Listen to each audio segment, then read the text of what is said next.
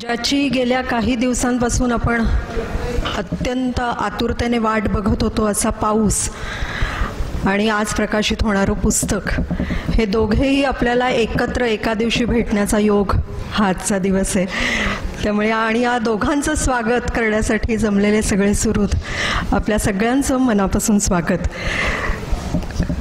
Collage या लेखिका उषा मेहता यांच्या पुस्तकाचं आज प्रकाशन होतं आहे. मॅजेस्टिक पब्लिशिंग हाऊस या प्रकाशन संस्थेतर्फे हे पुस्तक आपल्यापर्यंत पोहोचतं आहे. उषाताई आणि कोठावळे सर या दोघांच्या वतीने तुम्हा सगळ्यांचं मनापासून स्वागत.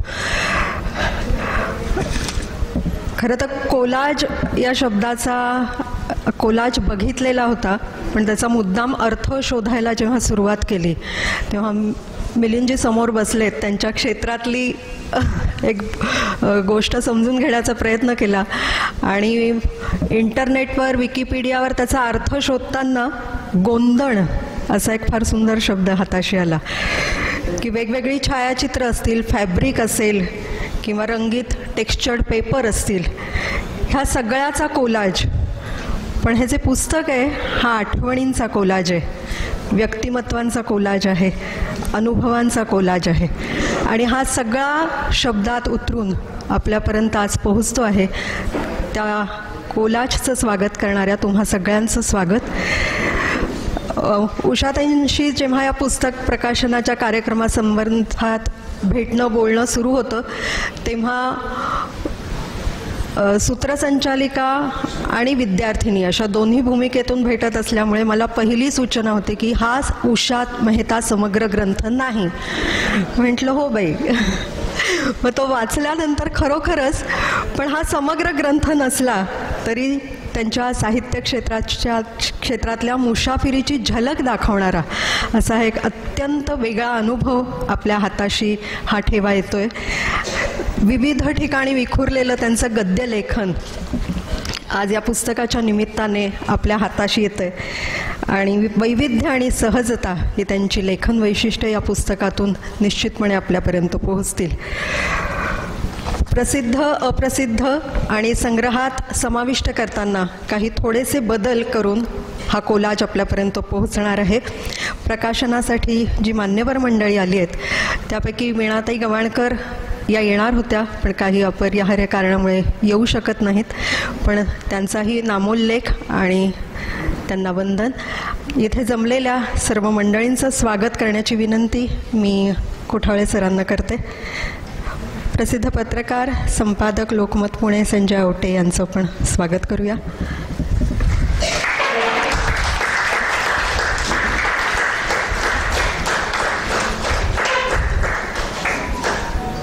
वैद्य क्षेत्रातलं आणि साहित्य क्षेत्रातलं मोठं नाव डॉक्टर उज्ज्वला दळवी यांचं स्वागत.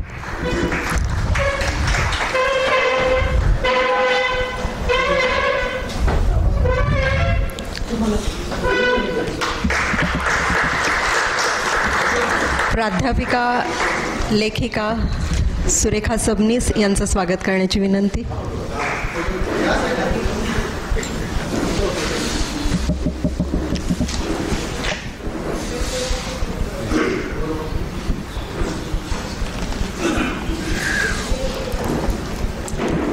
आणि लेखन, गायन अशा विविध क्षेत्रात मुसाफिरी करणारे मॅक्सवेल लोपेस यांचंही स्वागत.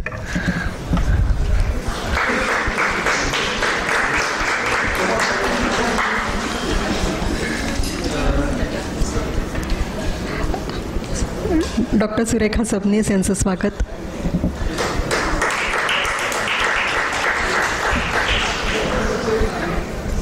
मॅक्सवेल, आपल्या सर्वांना बसण्याची विनंती. मराठीतल्या उत्तमोत्तम मान्यवर साहित्यिकांचं लिखाण ज्या प्रकाशन संस्थेने वाचकांपर्यंत नित्यनेमाने पोहोचवलंय असं वाचकप्रिय प्रकाशन म्हणजे मॅजेस्टिक पब्लिशिंग हाऊस. ललित मासिक असेल किंवा दीपावली वार्षिक अंक असेल किंवा मॅजेस्टिक गप्पा असतील, अनेक वर्ष आपण सगळेच जण या संस्थेशी जोडले गेलो आहोत आणि आता या पुस्तकाच्या निमित्ताने पुन्हा ही गाठभेट. मी कोठावळे सरांना विनंती करते की त्यांनी प्रास्ताविक करावं.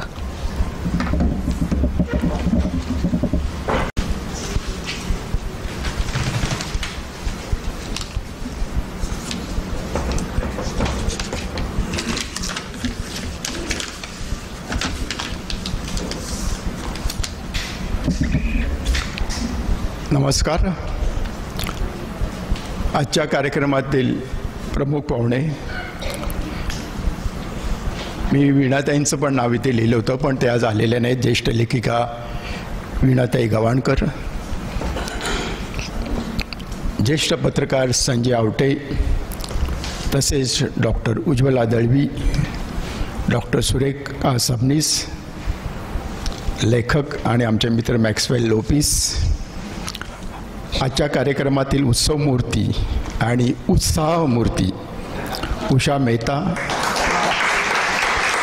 आणि आजच्या कार्यक्रमासाठी आवर्जून उपस्थित असलेले उषा मेहतांचे स्नेही, कुटुंबीय आणि रसिक श्रोते हो, आजच्या कार्यक्रमासाठी आपणा सर्वांचे मनपूर्वक स्वागत.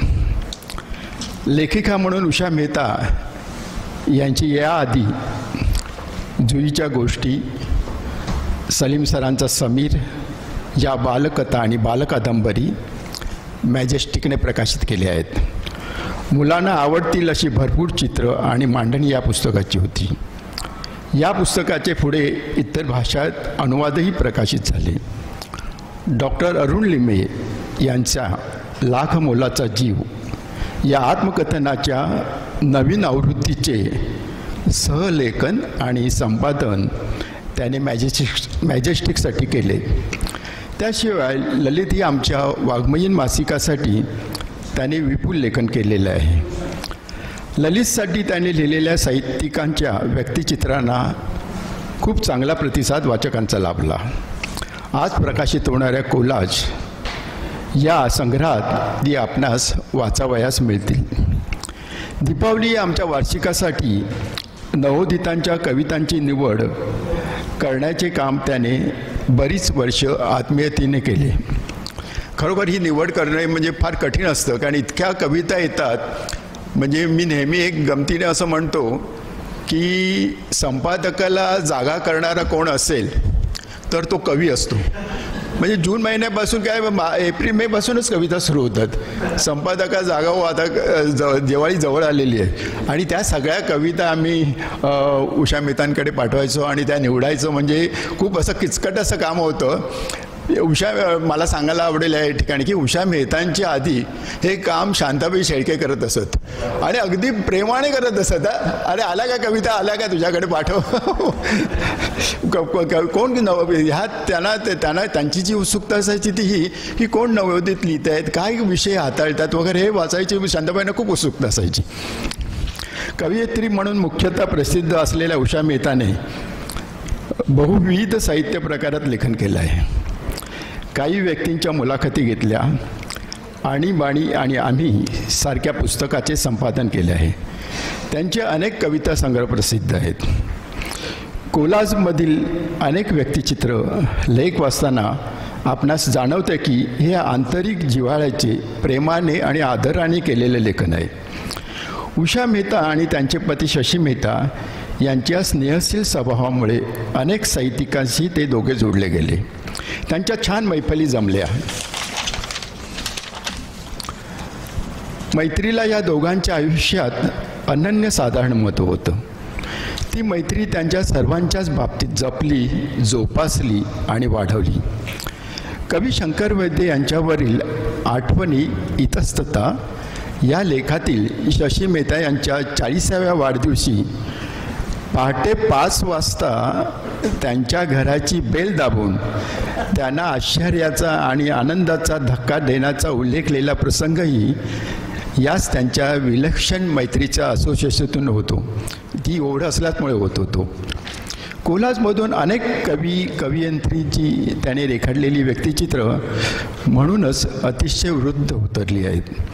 त्यांच्या साहित्याचा आस्वादपर परिचयही त्याने याच पुस्तकात मात्र वेगवेगळ्या लेखातून केला आहे. साहित्य, संगीत, चित्रकला आणि समाजकार्य या क्षेत्रातील व्यक्ती आणि त्यांचे कर्तृत्व आणि माणूस म्हणून त्यांचा परिचय सहज शैलीत करून दिला आहे. याशिवाय अनेक सामाजिक, वैचारिक चळवळीशी उषा मेहता जोडल्या गेल्या. त्या सामाजिक बांधिलकीतून आणीबाणी क्लेशकारक कालखंड हा लेख ह्याच बांधिलकीतून लिहिला गेला असावा. आजही वयाच्या मी 85 असं ते लिहिलं होतं, पण नंतर मला याने रेक्टिफाय केलं की 87. बरोबर.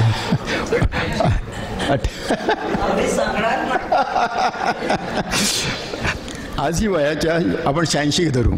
86व्या वर्षी अतिशय उत्साहाने, लहान मुलांच्या उत्सुकतेने जीवनाकडे पाहणाऱ्या, जीवनावर आपल्या आजूबाजूंच्या माणसांवर मनापासून प्रेम करणाऱ्या उषा मेहतांना दीर्घायुष्य लाभो आणि आणखीन लेखन त्यांच्या हातून घडो अशी सदिच्छा व्यक्त करतो. या पुस्तकाचे मुखपृष्ठ आणि यातील देखणी मांडणी चित्रकार सतीश भावसार यांनी केली आहे. त्याची आवर्जून नोंद घ्यावी अशीच आहे. धन्यवाद.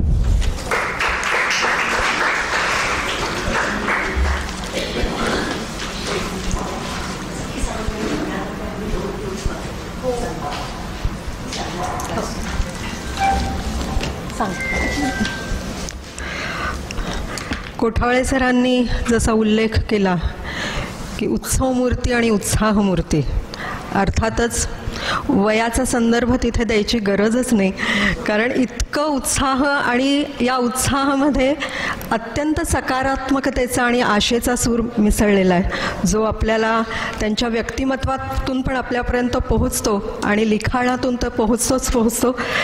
वेगवेगळ्या प्रकारचं लेखन बाईंनी केलेलं आहे आणि सहजता, संवेदनशीलता आणि संयत अभिव्यक्ती ही जशी त्यांच्या व्यक्तिमत्वात आहे ती लेखनातूनही आपल्यापर्यंत पोहोचते.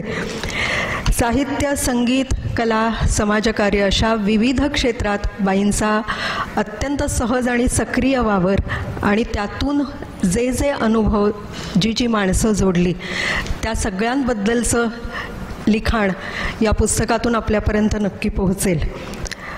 मी स्वतःला नव्याने भेटते आहे असं वाटलं, असं या पुस्तकाबद्दल त्या म्हणतात किंवा या लिखाणाबद्दल त्या म्हणतात.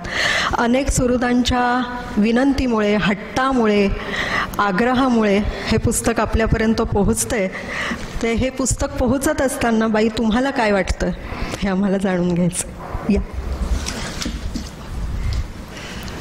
नमस्कार. राणे गुरुजी विद्यालयाच्या सभागृहात कोलाजचं प्रकाशन होतं आहे. आपण सगळे उपस्थित आहात याचा मला खरंच खूप आनंद होतो आहे. ती आधीची बेचैनी पळाली आता.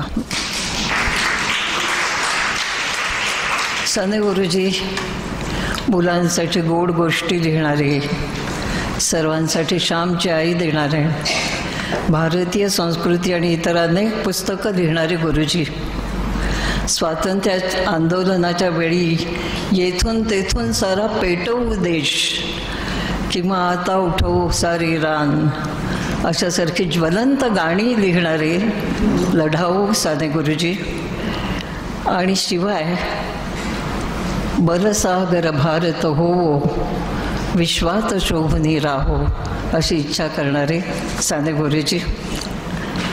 त्यांच्या असंख्य आठवणी आज माझ्या मनात आहेत आणि आता 2च दिवसांनी गुरुजींचा स्मृती दिन आहे 12 जून, आणि म्हणूनच मी त्यांच्या स्मृतींना आधी वंदन करते आणि मग आता कोलाजबद्दल बोलते. पण एक गंमत सांगायची राहिली.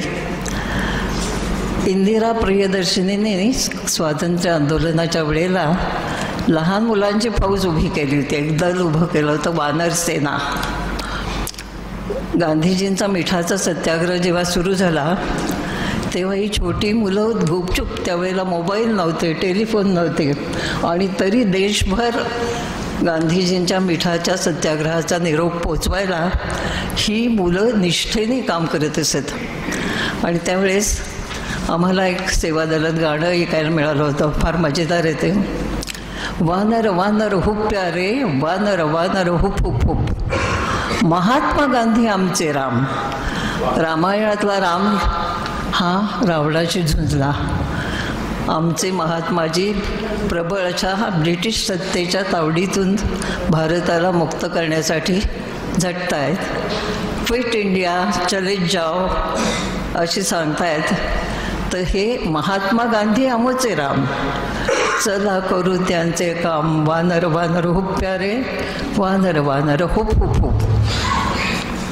अशी गुरुजींची खूप आठवण येते.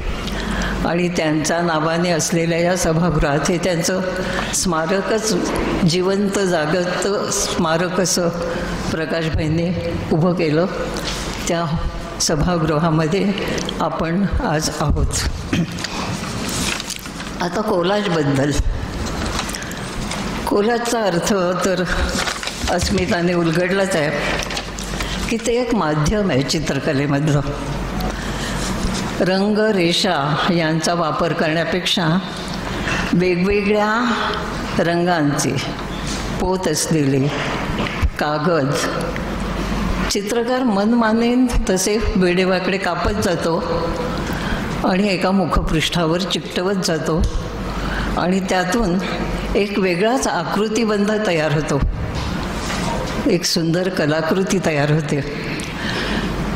तुकड्यांनी बनलेल्या घटकांचं तुटक तरीही सलग असं मुक्त नातं तयार होतं. साहित्यात जेव्हा शब्दांचे अर्थ, ध्वनी आणि त्यांचे पोत तसंच विविध साहित्य प्रकार अनाहूतपणे एकत्र येतात तेव्हा तोही एक कोलाजच असतो.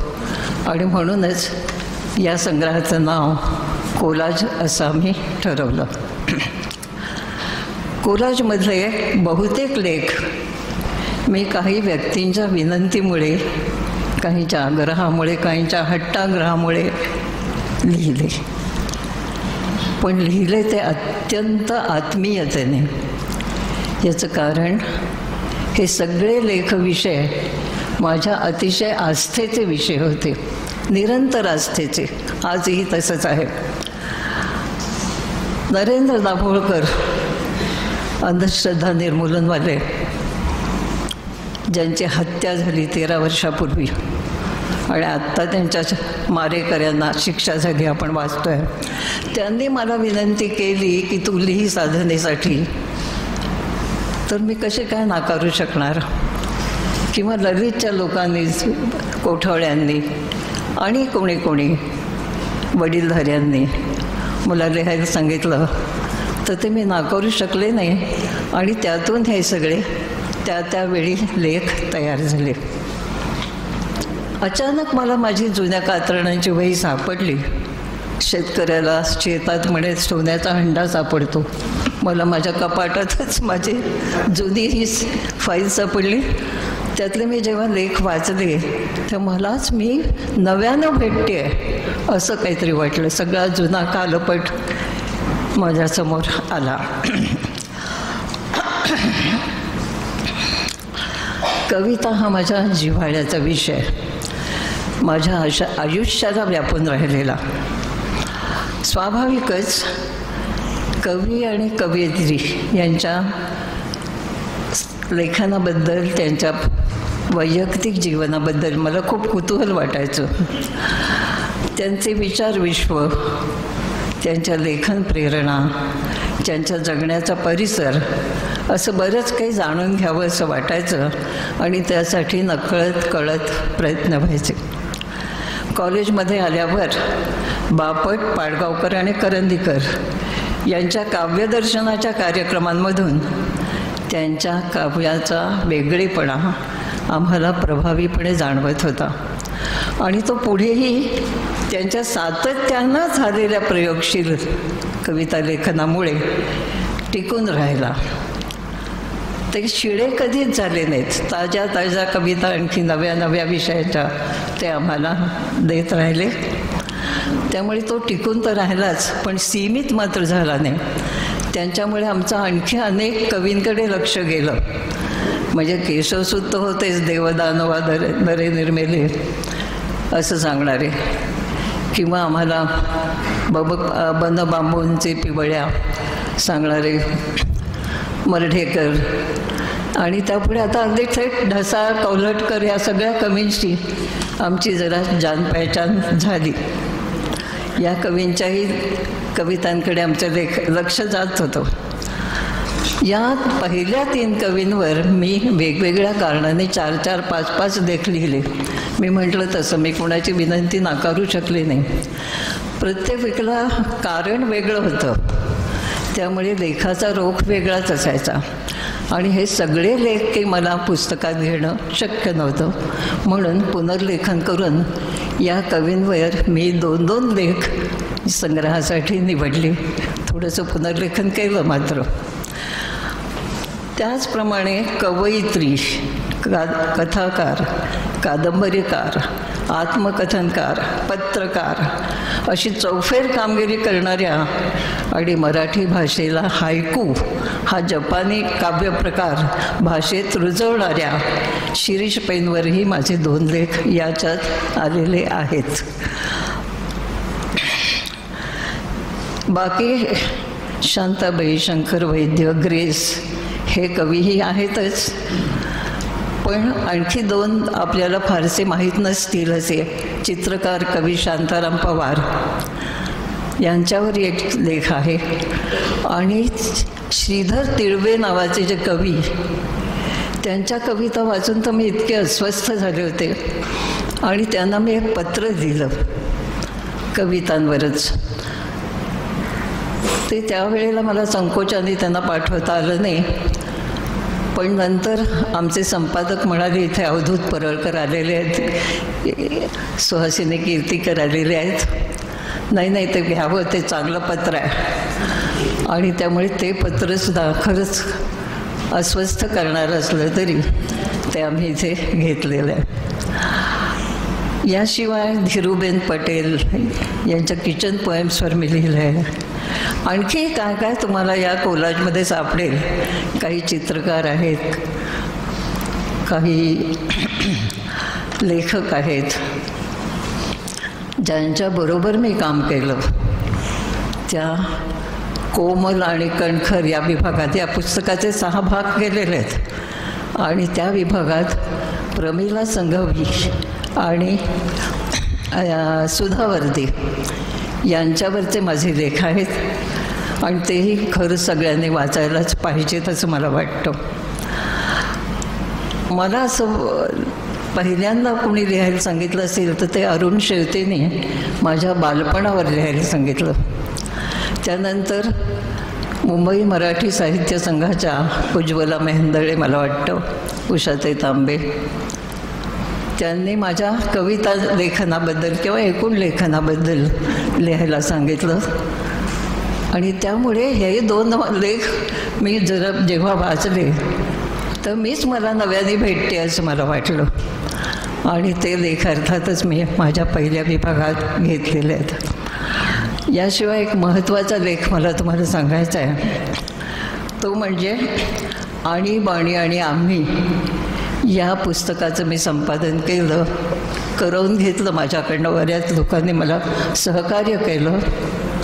त्याची प्रस्तावना की मला आजही जे जाणवतं दहशतवादी वातावरण, ते दहशतवादी वातावरण असंही होतं काही वेळा. इंदिराबाईंची त्यावेळची इमर्जन्सी ही निदान त्यांनी सांगितलेली तरी होती, पण हे म्हणजे तोंड दाबून बुक्क्यांचा मार असं काहीतरी वाटत होतं. त्यामुळे मला असं वाटलं आपण हा प्रास्ताविक लेख परत एकदा घ्यावा की माणसांनी ठरवलं तर ते अभिमानाने जगू शकतील, अशा प्रकारे काम करू शकतात. या संग्रहातले काही लेख दीर्घ आहेत, प्रदीर्घ आहेत आणि वेगवेगळ्या शैलीतले लिहिलेले आहेत. काही मध्यम लांबीचे, काही अगदीच लहान आहेत, आपण पेपर सोडवावा असे. ज्या नियतकालिकातून अनियतकालिक दिनांक नावाचं तुम्ही वाचला असेल पेपर, अगदी छोटा असायचा, त्या नियतकालिकाच्या मागणीनुसार ते लिहिले गेलेत. माझा स्वभाव काहीसा स्वच्छंदी, एका फुलातून थोडासा मध चुंफून दुसऱ्या फुलाकडे वळणाऱ्या फुलपाखरासारखा. त्याला अकॅडमिक शिस्त नाही. मनात जसजसं आलं तसं मी लिहित गेले. काही आठवणी, काही माहिती, काही विवेचन, काही विचार, काही उद्धृते आणि गप्पा गोष्टीही पुष्कळ. कविता तर ठाई ठाई. अशी बरीच भेळमिसळ माझ्या या पुस्तकात आहे आणि ती तुम्हाला रोचक वाटेल, तुम्हाला आवडेल असं मला वाटतं. आपण सर्व इथे अगत्यानं आलात. कोलाजच्या प्रकाशनासाठी आम्हाला भेटण्यासाठी याबद्दल धन्यवाद. एक मधमाशी नावाची जुनी कविता आहे आणि त्यातल्या एक 2 ओळी तर फार सुंदर आहेत. थोडाही मध मिळता घ्यावा, साठा त्याचा नित्य करावा, कोणालाही तो पुरवावा, ठेवी हे चित्ती. तसं तुम्ही हे सगळं चित्तात ठेवून हा सगळा मधाळ सगळा लेखन प्रपंच आमच्यापर्यंत पोहोचवत आहात, त्याबद्दल मनापासून आभार. मी आवटी सरांना विनंती करते की तुम्हा सर्व इतर मान्यवरांच्या सोबत तुम्ही या पुस्तकाचं प्रकाशन करावं आणि तुमच्यासोबत सर्व वाचक आणि इथे उपस्थित मंडळी यात सहभागी होत आहेत. नीरजाताईंनी, कवयित्री नीरजा यांनी फार सुंदर ब्लर्ब लिहिलेलं या पुस्तकाचं. त्यातल्या काही हो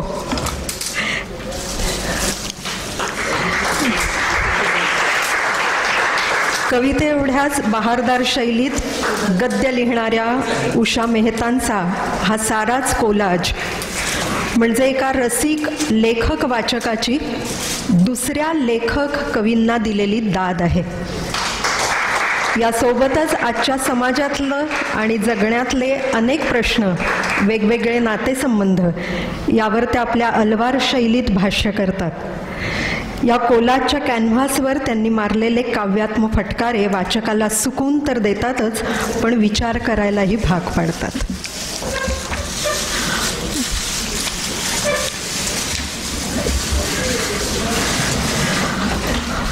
मगाशी बाईंनी ज्या वेगवेगळ्या लेखांचा उल्लेख केला, या पुस्तकामध्ये त्याचा कोलाज करताना फार सुंदर शीर्षकही त्या कोलाजला दिलेली आहेत. त्या लेखांच्या एकूण संग्रहित सगळ्या भागांना दिली आहेत. मी आणि माझं काही, आले भरून मेघ, कोमल आणि कणखर, देवसंगीत, रंगचितारी आणि अक्षरांच्या वाटेवर. हे जे 6 भाग आहेत, यापैकी काही भाग आपल्यापर्यंत ही मंडळी, मान्यवर मंडळी उलगडून दाखवणार आहेत त्यांच्या मनोगतातून. मी विनंती करते डॉक्टर उज्ज्वला दळवी यांना की त्यांनी मनोगत व्यक्त करावं. मी थोडंसं बोलू तुमच्याबद्दल. खरं तर विज्ञान आणि वैद्यकशास्त्र याच्यावर लिहिणं आणि तेही अतिशय सहजतेने लिहिणं, सोप्या शब्दात लिहिणं हे फार कठीण काम आहे. पण ती कामगिरी अत्यंत लीलया करणाऱ्या डॉक्टर उज्ज्वला दळवी, वैद्यकतज्ञ, विज्ञान अभ्यासक, आरोग्याचे डोही असेल, जेनेटिक्स कशाशी खातात अशी त्यांची अनेक पुस्तकं आपल्यापर्यंत पोहोचलेली आहेतच. व्याख्यात्या, सहाय्यक प्राध्यापक, सहयोगी प्राध्यापक अशी वैद्यक महाविद्यालयातली त्यांची कामगिरी आणि वैद्यकीय सल्लागार म्हणून देशात परदेशातलं त्यांचं काम.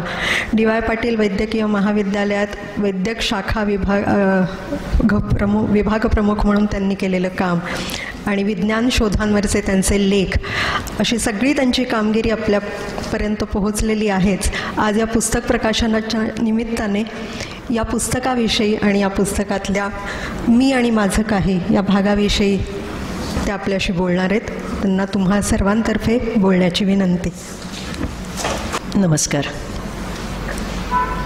मी शाळेत असल्यापासून ऐकत होते, आपल्या उषाताई मेहता या फार मोठ्या कवयित्री आहेत बरं, पण आमच्या उषाताईंच्याकडे तर मोठेपणा मिरवणं ही चीजच नव्हती. त्या उलट आमचंच कौतुक करत, आमच्यावर खरंच माया करत आणि अगदी 4 चौघींसारख्याच वावरत. उषाताई हे एक कोडं वाटे, त्या कोड्याचा उलगडा करून घ्यायची, उषाताईंना छान समजून घ्यायची फारा दिवसापासूनची इच्छा होती. कधीतरी त्यांच्याबरोबर भरपूर वेळ घालवावा, गप्पा कराव्या आणि त्यांना जाणून घ्यावं हे मनात होतं. पण कधी मला वेळ नसे तर कधी त्यांना. ते राहूनच गेलं होतं.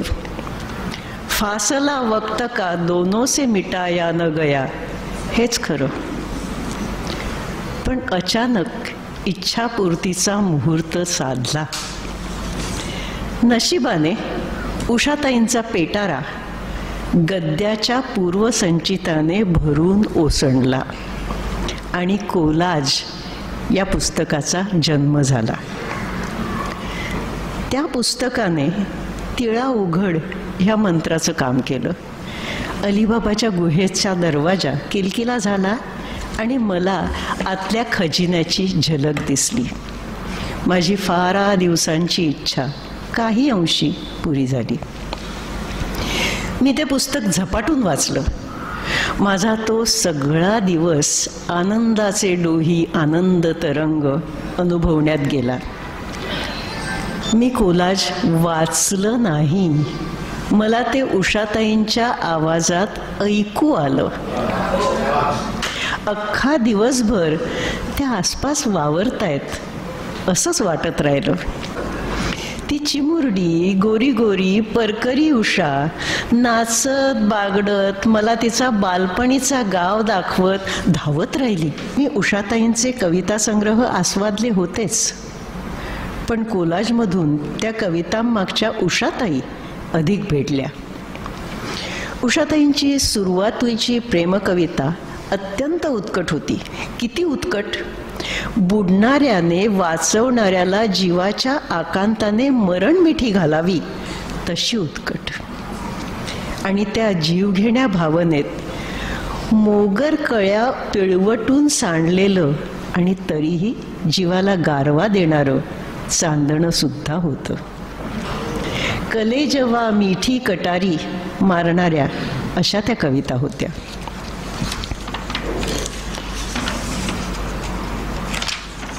नंतरच्या मितवा संग्रहातल्या कवितांपर्यंत ते प्रेम गाभुळलं, त्याला अधिक मार्दव आलं. कुणीतरी आहे माझ्यासाठी माझी वाट पाहणारं असं आश्वासन त्याच्यात आलं. त्याचं शब्दातीत अंतःसंगीत झालं. वयातीत कालातीत आयुष्यव्यापी. नजरा नजरांच्या घनगर्द जंगलात, नजरा नजरांच्या घनगर्द जंगलात रिमझिम पाऊस पाडणारी, बाळ झऱ्याचं वेडगाणं गाणारी, दरीतली मंद गुणगुण ऐकणारी, सुखद सुंदर आणि तरीही जीव आर्त करणारी, वास्तव आणि कल्पनारम्यता यांच्यातलं अंतर कमी करणारी अशी आंतरिक स्थिती म्हणजेच ते अंतःसंगीत. त्या अंतःसंगीतातून जन्मली उषाताईंची मालिका कविता मितवा. पण उषाताईंच्या सगळ्याच कविता प्रेमकविता नाहीत. त्यांच्या मनाचा दुसराही पैलू कोलाजमधून दिसतो. तो पैलू अत्यंत छळवादी आहे. कसा छळवादी? धडकणाऱ्या, वेदनांनी तडफडणाऱ्या, पिसाळलेल्या जनावरासारखा. ते मन पीडितांबद्दलची कणव, अन्यायाविषयीची चीड यांच्यामुळे आत्मशोध घेत राहतं. एक अंत नसलेला आरंभ असं उषाताई त्याचं वर्णन करतात. त्याच संवेदनशील मनाला आंधळ्यांचे डोळे किती बोलके असतात, केवढा आनंद मिचकावत असतात ना, हे जाणवू शकलं. हिंस्र दंगलखोरांनी हकनाक तुडवल्यावर झालेल्या रक्ता मांसाच्या चिखलातून देखील अगदी बेंबीपासून आलेली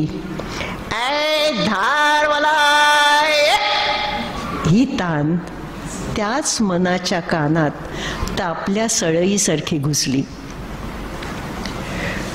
व्हाईट हाऊसच्या समोरच्या पटांगणात एक तेजस्विनी जगाचा कैवार घेऊन गात होती. तिने उषाताईंना काळीच स्पर्श केला. उषाताईंच्या लेखणीतून ती लखलखती सौदामिनी गायली. तिच्या गळ्यातून तप्त लाव्हारसाची धार उघळली. नो मोर हिरोशिमा. तशा त्या जीवघेण्या तडफडाटातून रुजली, वाढली, तरारली ती काटेसावर. उषाताईंचा एक वेगळा कविता संग्रह. लाल चुटुक फुलांनी मन वेधून ती काटेसावर काट्यांनी घायाळ करत राहिली. अन्यायाच्या काट्यांनी जखमा करत तिने वाचकाच्या नजरेला वेदनेची नवी धार काढली. तृप्तीत नाहता नाहता देखील त्या कवितांनी अतृप्तीचा शाप भोगला. उषाताईंची कविता तेवढ्यावरच मर्यादित राहिली नाही. त्यांना किशोरीताईंचे सूर आकाशावर वेलबुट्टी काढताना दिसले. बायकांसाठी सभा घेणं म्हणजे आपलीच पाप सहाणेवर घासून कमी करणं म्हणणाऱ्या प्रमिलाताई दंडवते गजांच्या आडूनही उषाताईंशी चांदण्यासारखं लख्ख हसल्या. प्रेमाचं कर्ज काढा राजे हो, म्हणजे आपल्या जिवंत माणसांच्या जीवन ज्योती संथपणे जळू द्या, असं कवितेतल्या मेधा पाटकरांनी म्हटलं. असहाय्य मुलींसाठी झिजणारी कुणी अजिता नावाची पाण्यामधल्या त्या मासोळ्यांना वाळूवरती तसंच तडफडत फेकून स्वतःला संपवून गेली. का हरली अजिता? आणि एका कवितेत विद्याताई बाळ जगावेगळ्या फुलांसारखं अनुभवी जांभळे पण लेवून सजल्या. त्या सगळ्या असामान्य स्त्रिया उषाताईंच्या कवितातून मला भेटल्या. उषाताईंची निरंतर या संग्रहातली स्त्री कविता ही इंदिरा संतांच्या स्त्री रंगाचा उत्तरार्ध आहे, असा उत्स्फूर्त प्रतिसाद विजयाबाईंच्याकडून मिळाला. मितवाची तर प्रस्तावनाही त्यांनी स्वतःहून लिहून दिली. त्या मालिका कवितेला त्यांनी उदंड आशीर्वाद दिले. ज्याने बोटांना स्पर्श करून कविता निर्माण केली, त्या अज्ञाताला आपला कविता संग्रह अर्पण करू इच्छिणाऱ्या, समीक्षकातल्याही माणसाचा शोध घेणाऱ्या, वाचक म्हणून स्वतःत होणारे बदल स्वीकारणाऱ्या विजयाबाई. तशाच शोधात फ्रेंचमधून इंग्रजीत आलेली एक कविता भेटल्यावर विजयाबाई नादावून गेल्या. साहजिकच त्यांच्याशी मनस्वी उषाताईंचं नातं छान जुळलं. त्या नात्यासह त्या दोघीही कोलाजमधून मला जवळून भेटल्या. तशीच माझ्या मनाच्या गाभाऱ्यातली विंदा, वसंत बापट, पाडगावकर, सरोजिनीबाई आणि इतरही अनेक दैवतं मला कोलाजमध्ये भेटली. गाभारा सोडून खेळकरपणे थट्टामस्करी करत भेटली. आणखी दोघी जणी मला कोलाजमुळेच सापडल्या. शांत, संयमी, व्यासंगी प्रमिलाताई संघवी उषाताईंच्या आधी आमच्या पिंटोविलाच शिकवत होत्या आणि कित्येक वर्ष शाळेच्या आठवणींवर न पुसणारा ठसा बनून रेंगाळत राहिल्या होत्या. म्हणून त्या मला जवळच्या वाटल्या. त्यांनी पिंटोविला सोडून बिकट आर्थिक परिस्थितीतल्या मुलींसाठी समर्थ विद्यालय ही संस्था स्थापन केली. तिथे अनेक नवे उपक्रम राबवले आणि ती नावारूपाला आणली. त्याच्याच सोबत त्या सेवा दलातही सतत फार मोठं काम करत होत्या. सेवा दल स्मृतींची सोनेरी पाने, रंग आठवणींचे, न पुसणारे ठसे, विश्वविक्रमी वीरांगना, SM एक प्रकट चिंतन या पुस्तकातून SM जोशींपासून मेहरुन्निसा दलवाई, अरुणा असफ अली, थेट मेरी क्युरी, हेलन केलर या सगळ्यांपर्यंत सगळ्यांचं वैशिष्ट्य त्यांनी रंगवून सांगितलंय आपल्या पुस्तकात. सेवा दलाच्या नारी दक्षता समितीसाठी झोकून काम करणाऱ्या सुधाताई वर्दे मला कोलाजमधून सापडल्या आणि खूप समाधान मिळालं. सुधाताईंनी त्या स्त्रियांसाठी धार्मिक नियम, आधुनिक कायदे, स्त्रियांचे हक्क या साऱ्यांचा सखोल अभ्यास केला आणि लढा दिला. तितकंच कशाला, लातूरच्या कच्छच्या भूकंपानंतर तिथल्या अनाथ मुलांच्या रोजच्या जगण्यासाठी, त्यांच्या उद्ध्वस्त पोरक्या मनांसाठी सुधाताई आणि अनुवर्दे अक्षरशः महिनोन्महिने राबले. खरं तर सुधाताई कलावंत, भरतनाट्यम शिकलेल्या, छाऊ या हटके नृत्य प्रकाराचं देखील शिक्षण घेतलेल्या, सेवा दलाच्या कला पथकाचं नेतृत्व करणाऱ्या. तिथेही तरुण मुलींची आईसारखी काळजी घेणं, त्यांच्या केसातल्या उवा आणि डोक्यातल्या भलत्या कल्पना या दोघांवर त्यांनी योग्य उपचार केले. त्या राष्ट्रसेवा दलाच्या अध्यक्षाही होत्या काही काळ. पण ते सारं लिहून काढ असं उषाताईंनी म्हटल्यावर सुधाताईंची प्रतिक्रिया, मी नाचणारी गाणारी बाई, मी काय लिहिणार, अशीच होती. लेखणी हातात घेतल्यावर मात्र झऱ्याची गोष्ट हे अतिसुंदर झळझळतं आत्मचरित्र सहज लिहून झालं. ह्या दोघी मला माहीत नव्हत्या, मुळीच माहीत नव्हत्या. त्या केवळ या पुस्तकामुळे आणि उषाताईमुळे मला भेटल्या. मला उषाताई समजून घ्यायला त्यांचीही मदत झाली. उषाताईंची भरपूर गप्पा मारायची माझी इच्छा कोलाजने काही अंशी पूर्ण केली. देशाटन, पंडित मैत्री, साहित्यात संचार हे सारं पदरी पडलं. कोलाज वाचून मी फार फार श्रीमंत झाले. शिवाय तो आनंद एक दिवसापुरता नाही, पुन्हा पुन्हा ते पुस्तक वाचून तसाच आनंद मिळत राहणार आहे. Have your cake and eat it too म्हणतात ना, तसंच आहे. डॉक्टर, मनापासून आभार. बाईंच्या आवाजात तुम्हाला पुस्तक ऐकू आलं. आम्ही जेव्हा आता हा भाग पुन्हा नव्याने वाचू किंवा काही मंडळींनी आधी वाचलेला आहे, ती मंडळी जेव्हा परत वाचतील तेव्हा बाईंच्या आवाजाबरोबर तुमचाही आवाज, तेही सूर आमच्या कानात राहतील. मनापासून आभार. एका विद्यार्थिनीला तिची शिक्षिका नव्याने कशी दिसली याचाही आनंद. आणि आज मला आनंद असा आहे की माझ्याही प्राध्यापिका या कार्यक्रमात सहभागी आहेत आणि त्यांना आपल्यासमोर बोलण्यासाठी निमंत्रण देणं. प्राध्यापिका डॉक्टर सुरेखा सबनीस, SNDT महिला विद्यापीठ, मुंबई विद्यापीठ, इस्माईल युसुफ महाविद्यालयात प्राध्यापिका, मराठी विभाग प्रमुख म्हणून त्यांनी त्या कार्यरत होत्या. वृत्तपत्र, नियतकालिकांमधलं त्यांचं लेखन, भाषांतर, उत्तम वक्त्या आणि निवेदिका डॉक्टर सुरेखा सबनीस आले भरून मेघ या भागावर ते बोलणार आहेत. हे कोलाज त्यांच्या भावनेच्या, मनाच्या, त्यांच्या वृत्तीच्या, त्यांच्या अनुभवांच्या कोलाजमधून हे पुस्तक साकार झालेलं आहे. कोलाजमध्ये या पुस्तकाचं एकूण मी पृष्ठ मोजली 342 पृष्ठ आहेत, म्हणजे भरगच्च ऐवज आहे. आणि त्याच्यामध्ये पुन्हा अनेक भाग आहेत. आता उषाताईंनी म्हटलंच आहे की विविध कारणासाठी ते लिहिले. त्या लेख लिहिण्याचा कालखंड वेगळा, कारणं वेगळी, निमित्त वेगळी, त्यावेळेला उषाताईंची त्याकडे पाहण्याची दृष्टी वेगळी असंही असेल.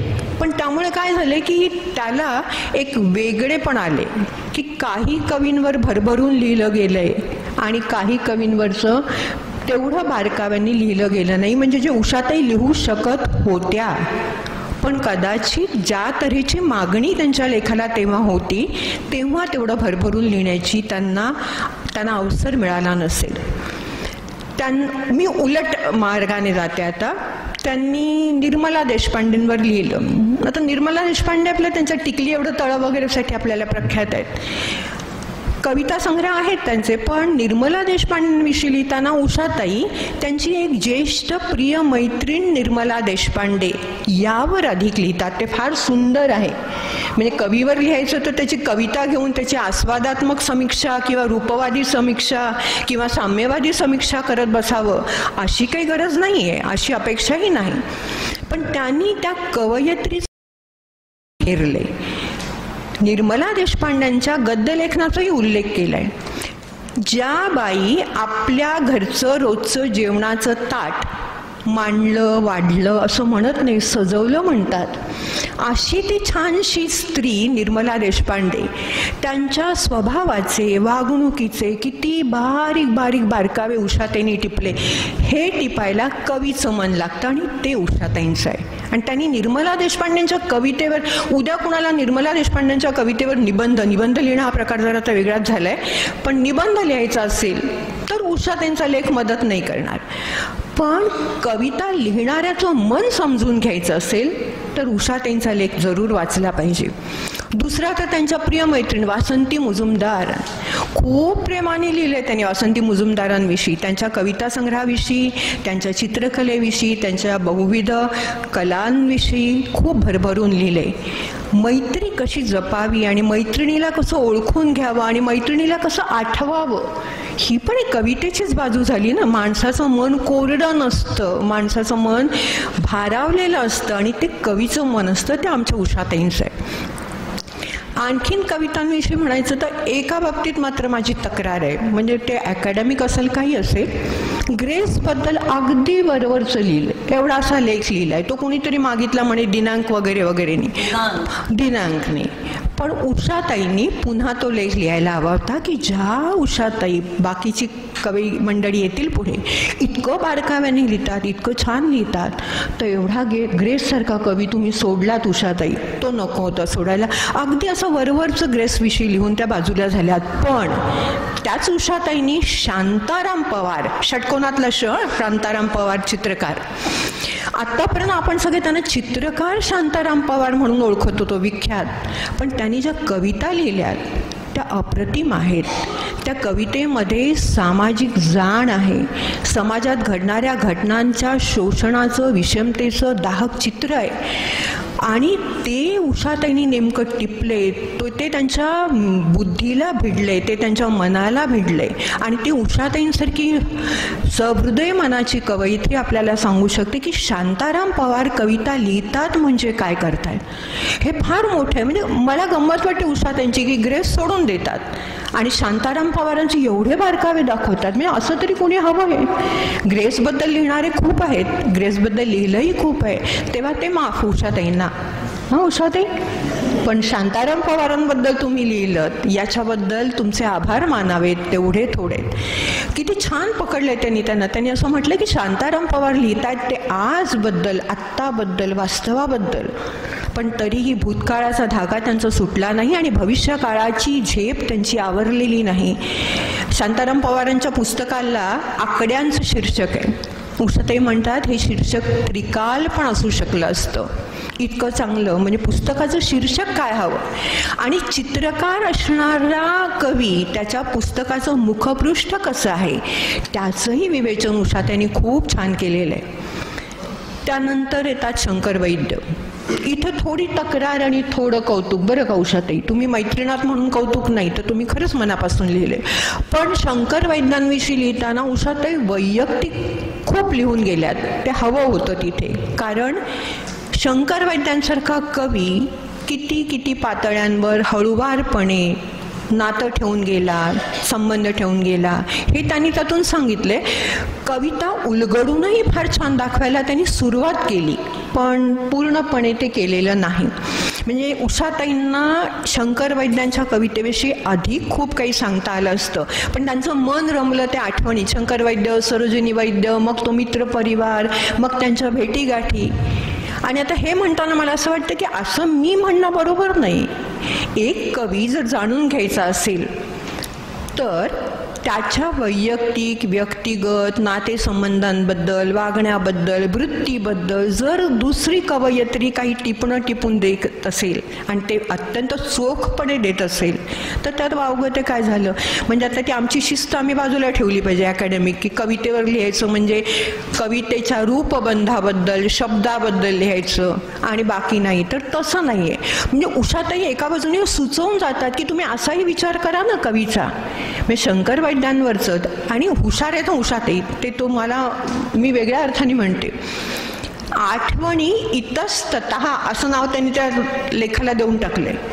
मग त्या म्हणतात बघा मी असं नाही म्हटलं शंकर वैद्यांची कविता किंवा अमुक कविता असं मी म्हटलं का. मी म्हटलं आठवणी इतस्ततः. मी आठवणी दिल्यात आणि त्यांनी आठवणी भरपूर दिल्यात, इतस्ततः पसरलेल्या आठवणी.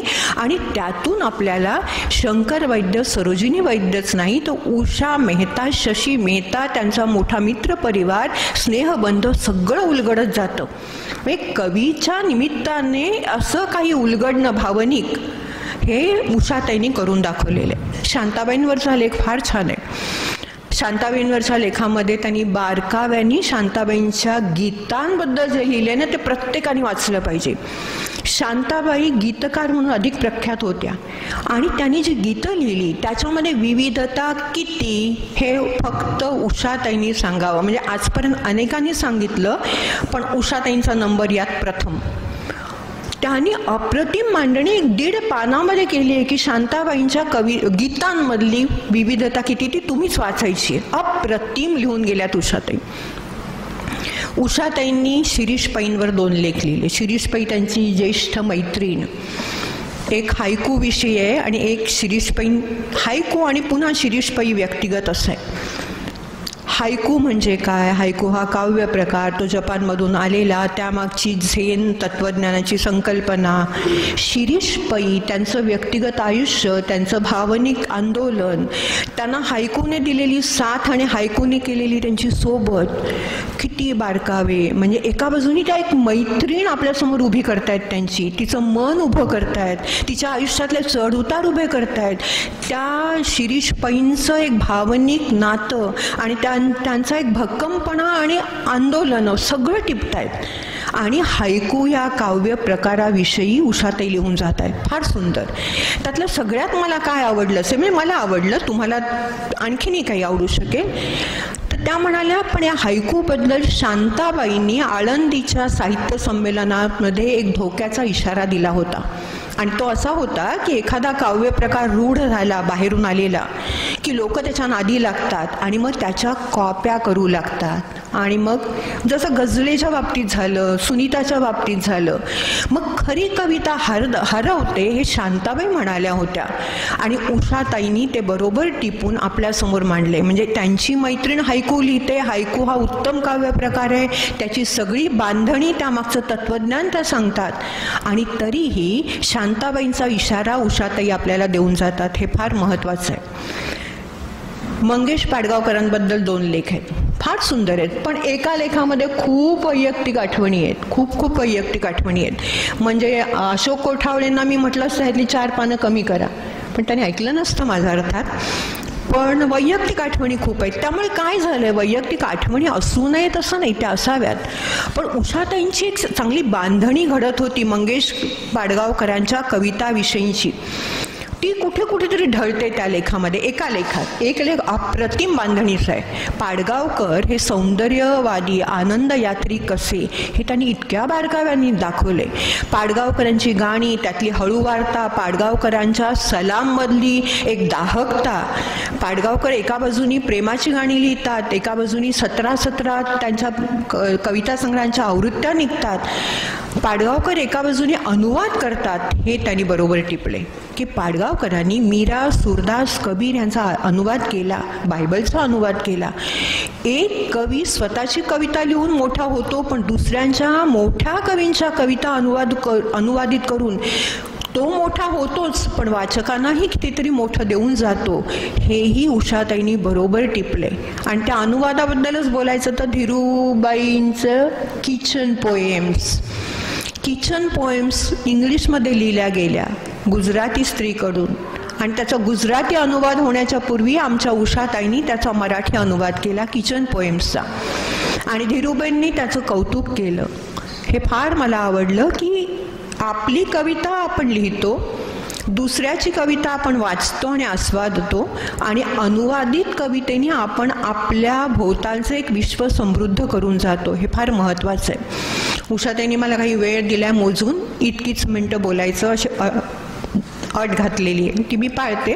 पण जाण्यापूर्वी मला सांगायचं सगळ्यात महत्त्वाचं म्हणजे वसंत बापट आणि विंदा करंदीकर. विंदा करंदीकरांवर त्यांचे 2 लेख आहेत. विंदांचं सगळं मोठेपण, विंदांचं मोठेपण आपल्यापर्यंत नेहमीच पोचत आलं आहे. उषाताईंनी ते फार बारकाव्याने दाखवून दिले की विंदांच्या अष्टदर्शनेपासून विंदांच्या बालगीतांपर्यंत प्रत्येक ठिकाणी विंदा हा कसा कसदार कवी आहे, कसा महत्त्वाचा कवी आहे, आणि त्यांच्या प्रत्येक पद्धतीच्या कवितेमध्ये विंदांचं विंदापण मोठं असणं कुठे लपत कसं नाही. या अर्थाने तो किती मोठा कवी आहे. एका बाजूने अष्टदर्शने, एका बाजूने लहान मुलांची, मी स्वप्नात पाहिला राणीचा बाग वगैरे, किती मोठे आहे. सगळ्यात महत्त्वाचं मला सांगायचं ते वसंत बापटांविषयी यांनी जे 2 लेख लिहिलेत ते. वसंत बापटांविषयी मराठीत जेवढं लिहायला हवं होतं त्यांच्या कवितेविषयी तेवढं नाही लिहिलं गेलं. विंदा, बापट आणि करंदीकर तिघं कवी संमेलनं गाजवायची ही त्रयी. ती कवी संमेलनं गाजली. बापट आणि करंदीकरांना जेवढी प्रसिद्धी म्हणण्यापेक्षा समीक्षकांची दाद मिळाली तेवढी, बापट नव्हे, करंदीकर आणि पाडगावकरांना जेवढी मिळाली तेवढी बापटांना नाही मिळाली. पण उषाताईंनी ती कमतरता भरून काढली आहे. बापट काय जातकुळीचा कवी होता हे उषाताईंनी इतक्या बारकाईने सांगितले, आणि याचं कारण एक आहे की उषाताईंची सगळी घडण ही राष्ट्रसेवा दलात घडली आहे. बापट हा कवी राष्ट्रसेवा दलातून आलेला आहे, आणि त्यामुळे बापटांकडे बघताना राष्ट्रसेवा दलाचा कवी म्हणून आपण त्याच्याकडे जर बघितलं तर इतरही गोष्टी आहेत, त्यांच्या प्रेमकविता वगैरे आहेत, पण बापट शाहीर म्हणून कसे होते हे उषाताई दाखवून गेल्या. बापटांचं शाहीर असणं, आपण शाहीर म्हटलं की शाहीर प्रभाकरापर्यंत येतो आणि थांबतो, म्हणजे शाहिरी परंपरा राम जोशी अमुक तमुक करून आपण प्रभाकरापर्यंत येतो. पण या आधुनिक काळामध्ये काही चळवळी उभ्या राहिल्या. संयुक्त महाराष्ट्राची चळवळ होती, राष्ट्रसेवा दलाचं चळवळीतलं स्थान होतं, पुढे आणीबाणीचा काळ होता. ह्या सगळ्या चळवळीच होत्या, आणि या चळवळीमध्ये कवीला विशिष्ट भूमिका घ्यावी लागत होती. ती बापटांनी घेतली होती, आणि ती भूमिका एका नायकाची होती. तो लढणारा नायक होता आणि तो गाणाराही नायक होता, तो शाहीर होता. बापट शाहीर कसे हे उषाताईंनी फार बारकाव्याने दाखवून दिले. आपण सगळेजण ते पुस्तक वाचाल, माझ्यापेक्षाही तुमचं आकलन अधिक आहे, तुम्ही त्यातले खूप बारकावे शोधून काढाल. पण मला असं म्हणायचं की उषाताईंनी हे जे लिहिलंय, मी आता फक्त आले भरून मेघविषयी 16 लेखांविषयी अगदी थोडक्यात जुजुबी आणि जेवढं मला पेललं तेवढं बोलले. पण मला असं म्हणायचं की उषाताईंनी हे जे लिहिलं, म्हणजे कुठे सविस्तर लिहिलं, कुठे त्रोटक लिहिलं, कुठे अधिक लिहायला पाहिजे होतं ते लिहिलं नाही, किंवा कुठे थोडं विस्ताराने लिहिलं. हे काही जरी असलं तरी त्यांनी आपल्याला काय दिलंय, तर त्यांनी आपल्याला एक खूप समृद्ध महाराष्ट्राचं चित्र उभं करून दिलंय. जे समाजकारण, राजकारण, साहित्य याची जी सगळी समृद्धता आहे ती या कवींच्या निमित्ताने, त्या कवींविषयी लिहिताना उषाताईंनी आपल्याला दिली. आणि महाराष्ट्राची सांस्कृतिक समृद्ध परंपरा म्हणजे काय ती उषाताईंच्या त्या 16 लेखातून कुठे स्पष्टपणे, कुठे त्रोटक पण स्पष्ट होते. उषाताई, तुम्ही हे कोलाज लिहून, विशेषतः मी फक्त आले भरून मेघपुरतं बोलले, तुम्ही फार मोठं देणं पुन्हा आम्हाला दिलंय. काही गोष्टी विस्मृतीत जात होत्या, काही नव्या पिढीला माहीत नसणाऱ्या होत्या, तुम्ही त्या माहीत करून दिल्या. याबद्दल तुमचे आभार मानत नाहीत. तुम्ही फार गोड आहात, अशाच गोड राहा आणि असंच छान लिहित राहा, ही मी एक अपेक्षा व्यक्त करते. धन्यवाद.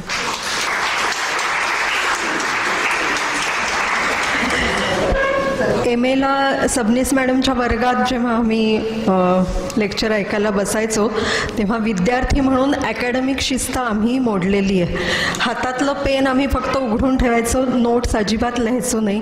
याचं कारण एक असं होतं की इतका अनौपचारिक थेट संवाद त्या आमच्याशी साधायच्या की काही लिहून घ्यायची गरजच नव्हती. हा जो भाग आहे तो तुमच्या विवेचनातून तितक्याच अनौपचारिकतेने आमच्यापर्यंत पोहोचला. धन्यवाद.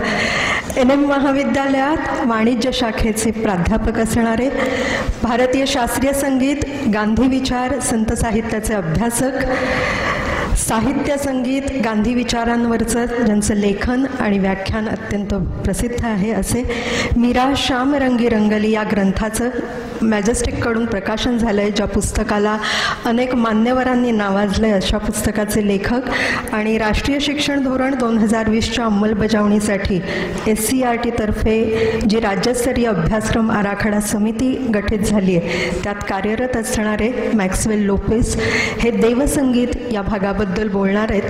आज पंडित यशवंत देवांचे 2 महत्त्वाचे शिष्य संगीतकार मिलिंद जोशी, गायिका मनीषा जोशी इथे उपस्थित आहेत. त्यांच्या समवेत देवसरांबद्दल ऐकूया.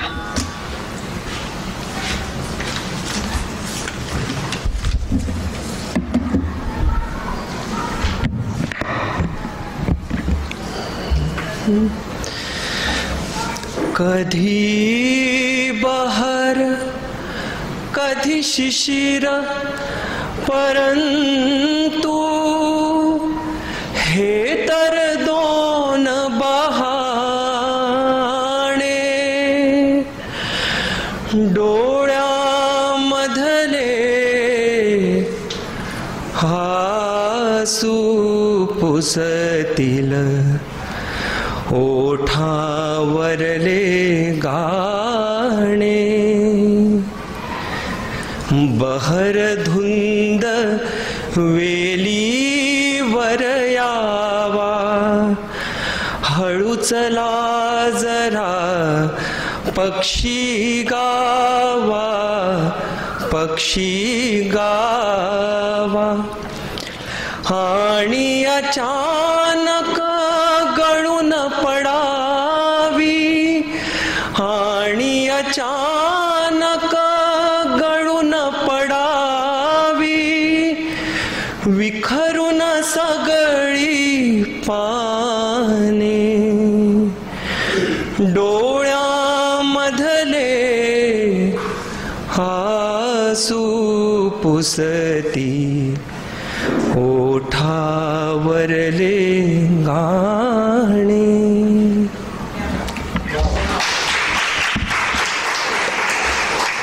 सन्माननीय व्यासपीठ आणि उपस्थित सर्व गुणीजनांना सस्नेह वंदे. सुरुवातीलाच जर आपल्याला असं वाटलं असेल की मी गायनाचा कार्यक्रम करण्यासाठी आलेलो आहे तर ते चुकीचं आहे. मी इथे बोलण्यासाठी आलेलो आहे.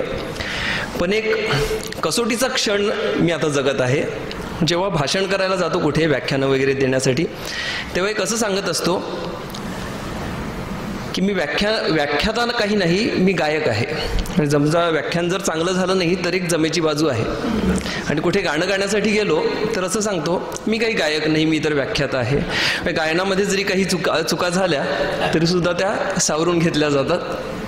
इथे असा मुद्दा आहे, देवसंगीत खूप महत्त्वाचा भाग आहे आणि माझ्यासाठी खूप महत्त्वाचा आहे. आणि त्यामुळे गाणं मला भागच होतं. आणि बोलायचं तर आहेच, ताईंची आज्ञा आहे. तर इथे मला कुठल्याही प्रकारची पळवाट नाही आहे. आता देवसंगीत तसं पाहिलं तर हा कोलाज ह्या ग्रंथामधील अगदी असा सूक्ष्म असा भाग आहे. केवळ 2 प्रकरणं त्यावर आहेत. देवसंगीत असा एक विभाग आहे आणि त्यामध्ये देवांची गाणी आणि रसिकांच्या हृदयाशी थेट संवाद हवा अशी 2 उपप्रकरणं त्यामध्ये येतात. परंतु माझ्या आगामीच्या काळामध्ये मी यशवंत देव हे जे प्रख्यात संगीतकार आहेत यांची 2 पुस्तकं शब्दप्रधान गायकी आणि रियाजाचा कानमंत्र ही खूप सूक्ष्म प्रकारे अभ्यासल्यामुळे माझ्यासाठी तो खूप व्यापक असा विषय आहे. आणि दिलेल्या वेळेमध्ये तो विषय पूर्ण करणं ही तर त्याहून अधिक अशी माझ्यासाठी तारेवरची कसरत आहे. ती कसरत मी करणार आहे. सगळ्यात पहिलं यशवंत देव. त्यांच्याविषयी ताई जेव्हा बोलत जातात, यशवंत देव हे प्रयोगशील कसे होते. प्रयोगशील होण्यासाठी प्रत्येक व्यक्तीला कार्यकारण भाव समजून घ्यावा लागतो. परंतु हे जर कार्यकारण भावाविषयी म्हणायला लागलो तर ते तुम्ही जसं म्हटलं तसं अकॅडमिक होऊन जाईल ते सगळं. माणसाला प्रयोग जगता आला पाहिजे. जीवनाच्या प्रत्येक घडामोडीमध्ये त्याला ज्ञानसंचय दिसला पाहिजे. म्हणजे जसं आपण ती आर्किमिडीजची गोष्ट ऐकलेली आहे, युरेका युरेका, एका क्षणी त्याला ते अगदी उत्स्फूर्तपणे त्या एका वेगळ्या ज्ञानाचा शोध लागला. परंतु हे केवळ भौतिकशास्त्रामध्ये होते का, रसायनशास्त्र किंवा जीवशास्त्रात होते का, नाही. तर हे गांधी आणि परमहंसासारख्या द्रष्ट्यांना अध्यात्मामध्ये देखील असे साक्षात्कार होतात. आणि तेच साक्षात्कार यशवंत देवांना संगीतामध्ये देखील होतात. याचं एक सुंदर उदाहरण मी वाचलेलं आहे की यशवंत देव यांचे मंत्र सप्तकातील सूर कित्येक वर्षांच्या रियाजानंतर देखील सुंदर लागत नव्हते. एकदा त्यांना ताप आला होता आणि ताप आल्याच्या अवस्थेमध्ये त्याचे कण्हत होते आणि अर्थामध्ये शरीरामध्ये ऊर्जा नव्हती. त्यामुळे ते कण्हणं अगदी कुठल्याही प्रकारची शक्ती खर्च न करता होत होतं. आता त्यांच्यामधला शास्त्रज्ञ जो आहे तो जागा होतो आणि मग ते असा विचार करतात, हा कुठला स्वर असेल, आणि पत्नीला सांगतात की मला जरा ती हार्मोनियम दे. पत्नीला वेगळंच वाटते, त्यांना वाटते ताप बहुतेक मस्तकी चढला असावा, पण हे काही ऐकायला तयार नाहीत. पेटी दिली जाते आणि जेव्हा पेटीवर त्यांना तो स्वर सापडतो, अगदी युरेका युरेका म्हणताना ते शास्त्रज्ञ जसे अगदी उत्फुल्ल झाले होते तसं त्यांची अवस्था होते आणि हे अक्षरशः रडायला लागतात. आणि त्यानंतर त्यांच्या पुस्तकामध्ये असा उल्लेख आहे की मी त्या पद्धतीने माझा रियाज चालू केला आणि आज मी मंद्र सप्तकातल्या षड्जापर्यंत जाऊ शकतो. हे शास्त्रज्ञ. आणि ही जी त्यांची विज्ञाननिष्ठा होती ही ताईंच्या ग्रंथामध्ये मला दिसली.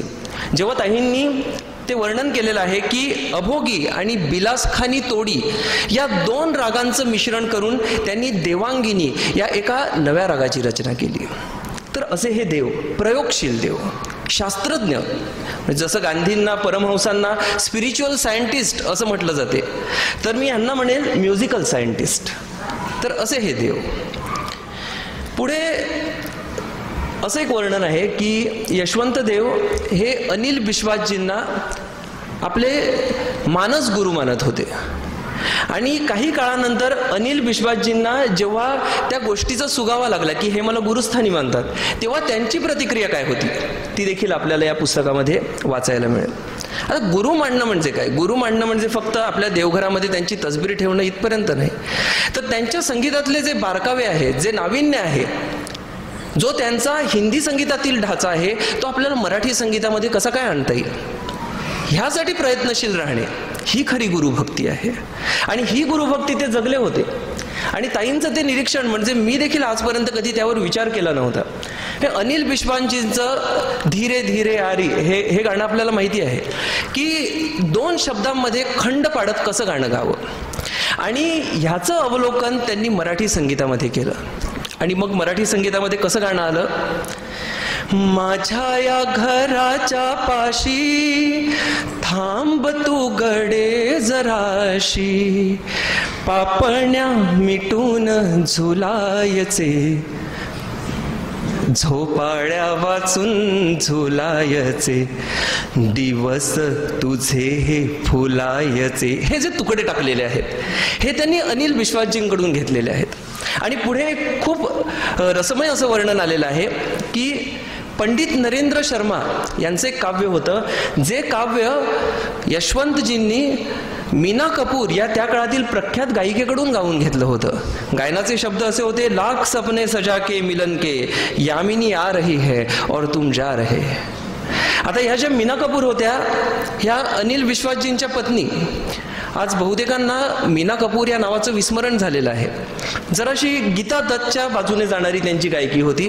म्हणजे कधी कधी असं कळणार देखील नाही की यामधील गीता दत्त कोण आणि मीना कपूर कोण. अशी इतकी समांतर अशी गायकी होती.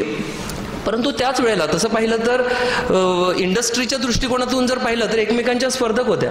मीना कपूरची सगळ्यात जास्त इंडस्ट्रीमध्ये कोणी मैत्रीण असेल तर ती देखील गीता दत्त होती. तर हे देखील आजच्या काळामध्ये प्रशंसनीय आहे. तूर्त तो आजचा विषय नसल्यामुळे मी तो भाग बाजूला ठेवतो. पुढचा एक मुद्दा ताईंनी जो मांडलेला आहे, आधी शब्द की आधी गीत, हा संगीतकार आणि गीतकारामध्ये खूप वादाचा मुद्दा आहे. माझं एक पहिल्यापासून असं मत आहे की दोन्ही मुद्दे बरोबर आहेत. कारण गीतामध्ये भाव असतात आणि ते भाव वेचून आपल्याला त्यामध्ये राग ओतायचा असतो.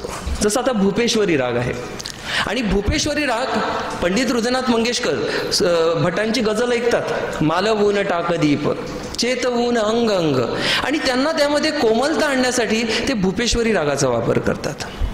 आणि तसंच दुसऱ्या बाजूने असं देखील होते की रागामध्ये देखील भाव असतात.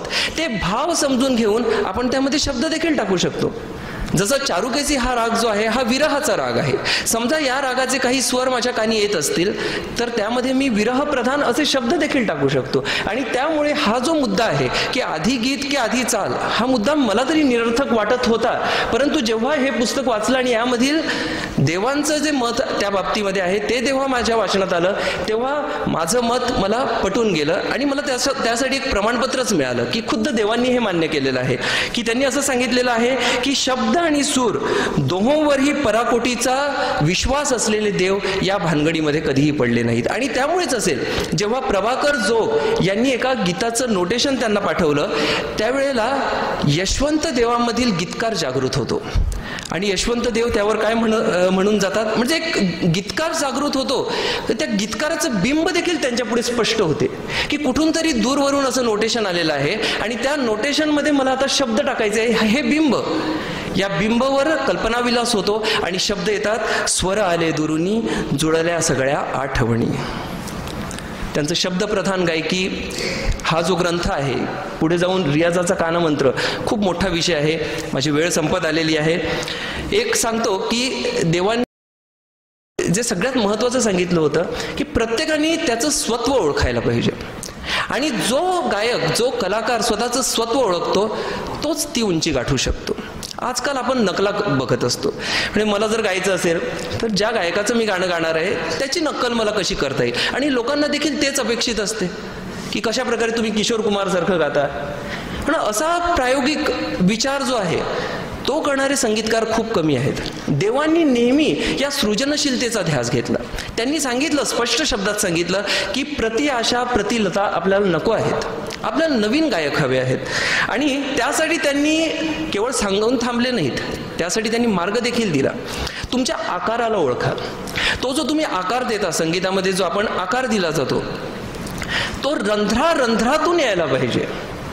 तुमच्या दोन्हीही, तुमचं जे स्वरयंत्र आहे त्याला ती हवा कशा प्रकारे स्पर्श करत येते आणि ती स्पर्श करत येताना एक प्रकारचं मसाज करत आली पाहिजे, असा त्यांचा दृष्टिकोन होता. याविषयी देखील या ग्रंथामध्ये मला वाचायला मिळालं. गीतलेखन याविषयी मी थोडंसं बोललोच की यशवंत देव हे किती उत्तम असे गीतकार होते. आणि हे गीतलेखन कसं झालं, हा एक अपघात होता. ते रेडिओवर कामासाठी होते आणि त्यावेळेला संगीतबद्ध करण्यासाठी आलेली काही गीतं त्यांना दुरुस्त करायला लागायची. या अपघातातून ते एक गीतकार म्हणून जन्मले. हे देखील त्यांचं महानपण आहे. शेवटी जाता जाता ते आचार्य रजनीश ओशो या एका तत्वसिंधूच्या त्यांच्या अध्यात्म क्रांतीमध्ये ते वाहून गेले.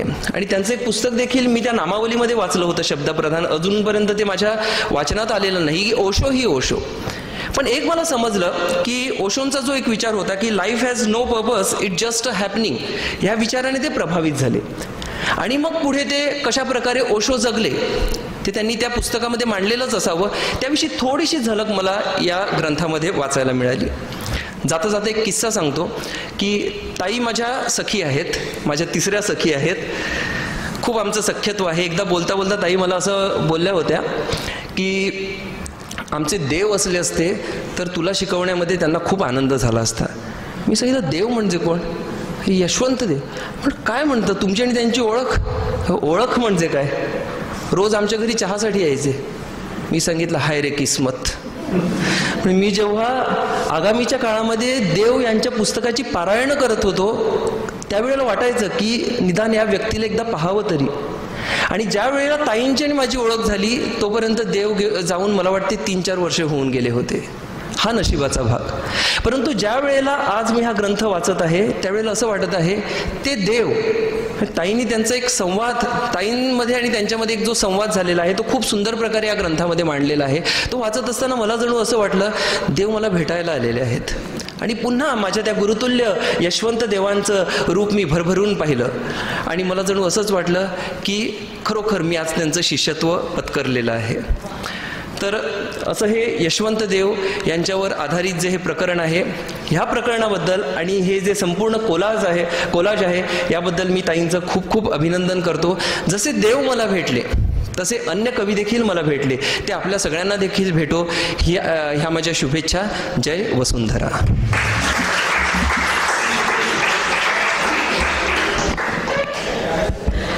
व्याख्याता की गायक असं द्वंद्व कोणाच्याही मनात उभं राहणार नाही असं तुमचं सगळं विवेचन होतं. आणि यापुढे गायक व्याख्याते म्हणून तुम्हाला पुन्हा ऐकायला नक्की आवडेल. मनापासून आभार.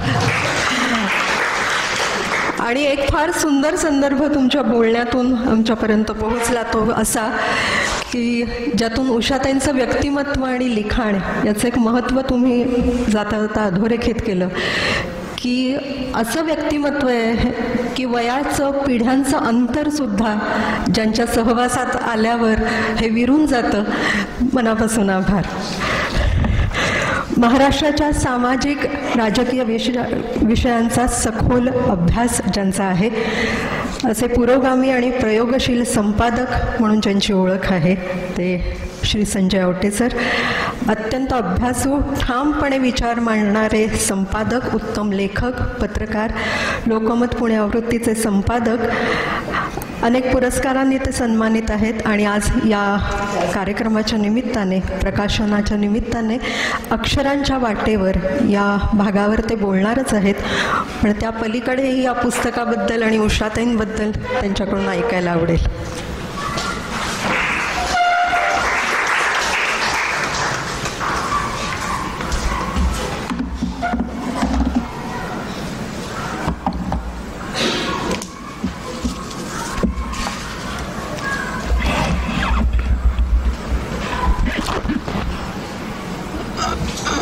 आजच्या छान कार्यक्रमासाठी विचारपीठावर असणारे आणि समोर असणारे सगळेच मान्यवर. खरं म्हणजे विजय चव्हाण यांचा मला फोन आला की तुला यायचं आहे. त्यात काही विनंती किंवा असं काही नव्हतंच, म्हणजे यायचं आहे. आणि एवढ्या गोड मैत्रिणीचा हट्ट बोलणं शक्य नव्हतं, त्यामुळे मी यायचं मान्य केलं. पण खरं म्हणजे आजची संध्याकाळ आमच्यासाठी फार हॅपनिंगची आहे. अशावेळी संपादकांनी बाहेर असणं हे खरं म्हणजे अवघड होतं. म्हणजे दिल्या घेतल्या वचनांची शपथ तुला आहे असं आयुष्याबद्दल उषा मेहता म्हणतायत आणि त्याचवेळी कोणीतरी भलता शपथ घेतो आहे. पण तुमच्या पुस्तकाचा प्रभाव आणि परिणाम एवढा आहे की यावेळेचं सरकारसुद्धा कोलाज सरकार आहे.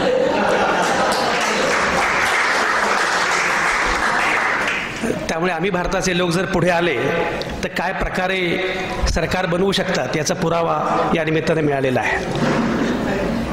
खरं म्हणजे आत्ताच बऱ्याच जणांची भाषणं झालेली आहेत. देवलोकातून साक्षात आलेले गंधर्व मॅक्सवेल. तुम्ही गायक आहात, व्याख्याते आहात आणि कमालीचे देखणे पण आहात. मॅक्सवेलचं फार उत्तम भाषण झालं आहे. त्यापूर्वी अकॅडमिक भाषणं पण झालेली आहेत. उज्ज्वलाजी बोललेले आहेत, सुरेखा मॅडम बोललेले आहेत. आणि मी खरं म्हणजे पुस्तकातल्या कुठल्याच भागावर बोलणार नाही आहे. मी एकूण पुस्तकावर बोलणार आहे. आणि पुस्तकातला कंटेंट, पुस्तकातला आशय आणि पुस्तकाचं स्पिरिट याच्या अनुषंगानं मला बोलणं फार महत्त्वाचं वाटतं. कारण हे पुस्तक आजच्या कालखंडामधलं फारच महत्त्वाचं पुस्तक आहे. उद्याच्या पिढ्यांनी तर हे पुस्तक वाचलं पाहिजेच. पण मला गमतीनं असं वाटत होतं की हा जो कार्यक्रम आहे तो सुद्धा रेकॉर्ड करून 20 वर्षानंतर दाखवला तर 20 वर्षांपूर्वी लोक असे कार्यक्रम करायचे हे लोकांना पटणार नाही. की अशा प्रकारे स्थिरपणे कोणीतरी लिहितंय आणि शांतपणे पुस्तकांवर लोक बोलतायत आणि एवढे सगळे लोक शांतपणे ते भाषण ऐकतायत, हे 20 वर्षानंतर किती लोकांना पटेल असा प्रश्न आहे. अशा सगळ्या काळामध्ये आपण बोलत असताना मी मगाशी ज्याप्रमाणे उल्लेख केला, मुळामध्ये मी उल्लेख केला कोलाज सरकारचा, आणि मला असं वाटतं की हा कोलाज हे आपल्या भारताचं वैशिष्ट्य वेगळेपण आहे. आणि हे पुस्तक वाचणं यासाठी महत्त्वाचं आहे. मी मगाशी प्रमिला दंडवते, सुधा वर्दे अशा अनेकांचा उल्लेख झाला. खरं म्हणजे या थोरांची ओळख आता पुसट होत चाललेली आहे. पूर्वी थोरांची ओळख नावाचं पुस्तक होतं, आता TV लावला की चोरांची ओळख होते. आणि चोर असे आहेत की पूर्वीचे चोर हे पाकिट वगैरे चोरायचे, आत्ताचे चोर पक्ष चोरतात. अशा सगळ्या कालखंडामध्ये या प्रकारचं राजकारण पण असतं, अशा कालखंडामध्ये या प्रकारचं समाजकारण पण असतं, अशा कालखंडामध्ये या प्रकारची माणसं होती हे सांगणं सुद्धा मला वाटतं फार महत्त्वाचं आहे. मी कोलाचा उल्लेख यासाठी केला मुद्दाम, त्याबद्दल मी पुढे येणारच आहे. हे पुस्तक पूर्णपणे वाचताना मला माझीच एक कविता आठवली, आणि तुम्ही मूळच्या कवयित्री आहात, माझीच कविता आठवली. वी द चेंज आम्ही भारताचे लोक नावाचं माझं पुस्तक आहे. त्या पुस्तकामध्ये ही कविता आहे. तुम्ही अनेकांनी भाग मिल्खा भाग हा सिनेमा पाहिला असेल. ती कविता अशी आहे, धर्माने पेटवलेल्या बनव्यातून मिल्खा सिंग धावत असतो. धर्माने पेटवलेल्या बनव्यातून मिल्खा सिंग धावत असतो. धावणाऱ्या मिल्खाच्या रूपात फरहान अख्तर दिसतो. टाळ्या पिटणाऱ्या कोणालाच दोघांचाही धर्म ठाऊक नसतो. तुम्ही कितीही नाकारलीत तरी हीच माझ्या देशाची गाथा आहे. भल्या भल्यांचा उतरवला तोरा तुमची काय कथा आहे. आम्ही भारताचे लोक हीच आमची ख्याती आहे. मला असं वाटलं की हे पुस्तक वाचताना भारताची ख्याती पुन्हा बुलंद झाली पाहिजे. मला 3-4 गोष्टी ज्या महत्त्वाच्या वाटल्या त्या या निमित्तानं मी नोंदवणार आहे. एक तर हा कोलाज आहे. कोलाजापेक्षा सुद्धा त्याच्या मनातला कोलाहल आहे. आमच्या नागराज मंजुळेची फार चांगली कविता आहे की माझ्या हाती नसती लेखणी तर असती छिन्नी, सतार, बासरी किंवा कुंचला. कशालाही उपसतच राहिलो असतो मी कोलाहल मनातला. हा मनातला कोलाहल उपसणं ही फार महत्त्वाची गोष्ट आहे. आणि हा सगळा कोलाहल त्यांनी व्यक्त केला आहे. निमित्त वेगळं आहे, माध्यमं वेगळी आहेत, पण हे होत असताना मला काही गोष्टी फार महत्त्वाच्या वाटल्या. तर ती पहिली गोष्ट जी आहे, मगाशी उज्ज्वलाजींनी त्यांच्या बालपणाचा खूप चांगला उल्लेख केला, आणि मला असं वाटतं की या पुस्तकामध्ये हे बालपण येणं फार महत्त्वाचं होतं. किंबहुना मुळामध्ये उषा मेहता नावाचं रसायन घडलं कसं हे कळणं पण फार महत्त्वाचं आहे. ते मी वाचत होतो आणि वाचताना माझ्या लक्षात असं आलं की उषा मेहता तुम्हाला त्या कालावधीमध्ये राष्ट्रसेवा दल मिळणं ही खूप मोठी गोष्ट होती. आज सगळ्यात मोठी अवस्था, कठीण अवस्था काय माहीत आहे, या नव्या मुलामुलींना सांगणार कोण भारत. त्यांच्याकडे वेळ आहे. मी मध्यंतरी एके ठिकाणी गेलो आणि माझ्या मैत्रिणीची मुलगी 8वीला आहे. तर तिला म्हटलं बोलव तिला. बरं, आपल्याकडे सवय काय होती पूर्वी, 8वीत ती मुलगी आली म्हणजे कविता म्हणून दाखव, एखादं गाणं म्हणून दाखव, अशी काहीतरी पद्धत. ती आली चष्मा वगैरे लावलेला, पण काका मी जरा बिझी आहे. म्हटलं काय झालं, मी IITच्या एंट्रन्सचा अभ्यास करते. अरे म्हटलं 8वीमध्ये IITच्या एंट्रन्सचा अभ्यास काय करतेस तू. पण मला असं वाटतं की त्या वयामध्ये मुलांपर्यंत जे पोहोचवलं पाहिजे, राष्ट्रसेवा दल असणं ही फार महत्त्वाची गोष्ट होती. आणि त्यामुळे मग हा सगळा संस्कार जो काही आपोआपच होत गेला. मला पहिला मुद्दा जो मांडायचा तो असा की सगळ्यात महत्त्वाची गोष्ट म्हणजे या वयोगटातल्या मुलामुलींसाठी आपल्याला या प्रकारच्या जागा निर्माण करणं हे आपल्या पुढचं सगळ्यात महत्त्वाचं आव्हान आहे. हा एक महत्त्वाचा मुद्दा मला वाटला. दुसरा मुद्दा मी सहजपणे बघत होतो, त्यांनी एक खूप चांगलं एक उदाहरण दिलेलं आहे किंवा एक वाक्य विधान किंवा एक प्रसंग दिलेला आहे. साधनेचा वर्धापन दिन होता आणि वसंत बापट हे संपादक होते. त्या कार्यक्रमात त्या असं म्हणाल्या बापटांना उद्देशून, अंधश्रद्धा एवढ्या वाढत आहेत, सिद्धिविनायकाची रांग एवढी वाढत चाललेली आहे, आणि अशा वेळी साधनेचा संपादक चक्क गणपतीच्या आरती लिहितोय, गाणी लिहितोय, हे काही बरं नाही हे त्यांनी म्हटलं. त्यानंतर त्यांना वसंत बापटांच्या पत्नीचा नलिनी बापटांचा फोन आला आणि त्या असं म्हणाल्या की तुम्ही बापटांची गणपती गीतं ऐकली आहेत का, वाचली आहेत का. तर नाही, फक्त लिहिली तेवढंच मला कळालं. तर त्या असं म्हणाल्या की ती गीतं वाचा, आणि ती गीतं जी आहेत ती गणपतीची पुनर्मांडणी करणारी अशी गाणी आहेत. मला एक मुद्दा या निमित्तानं मुद्दाम नोंदवायचा आहे. सगळ्या साहित्यिकांपुढे, सगळ्या पुरोगामी विचारांच्या कार्यकर्त्यांपुढे या प्रकारच्या प्रतीकांचं अपहरण होत असताना तो अवकाश पादाक्रांत करण्याचं आव्हान आहे. आणि ही गोष्ट मी मुद्दाम नोंदवतोय. पुस्तकावर आणखी सविस्तरपणे बोलता येणं शक्य आहे, पण हा मुद्दा मला फार महत्त्वाचा वाटतो. मॅक्सवेल महात्मा गांधींबद्दल बोलतात. गांधींचं वेगळेपण काय असेल तर गांधींनी सर्वसामान्यांच्या भाषेत गांधी बोलत होते. गांधींनी परंपरेचा अवकाश हा कायम पादाक्रांत केला. म्हणजे मी मुद्दाम सांगत असतो की गांधींच्या प्रार्थनेमध्ये राम होता, आपण तो राम सोडला म्हणून तो नको त्या रथावर आरूढ झाला. गांधींच्या गोठ्यामध्ये गाय होती, आपण ती गाय सोडली म्हणून ती हिंसक झाली. हा जो मुद्दा आहे, मी तुम्हाला गंमत सांगतो. मी जेव्हा साम टीव्हीला संपादक होतो आणि साम टीव्हीला संपादक असताना मी बरेच कार्यक्रम करायचो. रोज आवाज महाराष्ट्राचा नावाचा एक प्राईम टाईम शो मी करायचो. तो प्राईम टाईम शो करताना एके दिवशी आषाढी वारी सुरू झाली आणि आषाढी वारीच्या निमित्तानं आषाढी वारीवर एक शो करूया म्हणून मी तो कार्यक्रम केला. आषाढी वारीच्या त्या कार्यक्रमामध्ये मी मुद्दाम बोलावलं मुक्ता दाभोलकरांना आणि काही हिंदुत्ववादी बाकी काही मंडळी होती. त्या कार्यक्रमामध्ये एक हिंदुत्ववादी कार्यकर्ता मुक्ता दाभोलकरांना असं म्हणाला, आषाढी वारीमध्ये तुम्ही पुरोगामी कसे काय घुसलात? मुक्ता म्हणाली, आषाढी वारी पुरोगामीच आहे, तुम्ही कसे घुसलात? मी म्हटलं, ही चूक त्यांची नाही आहे, ही चूक तुमची आणि माझी आहे की आपण आषाढी वारीचं अपहरण होऊ दिलं. आपण तुकारामाचं अपहरण होऊ दिलं.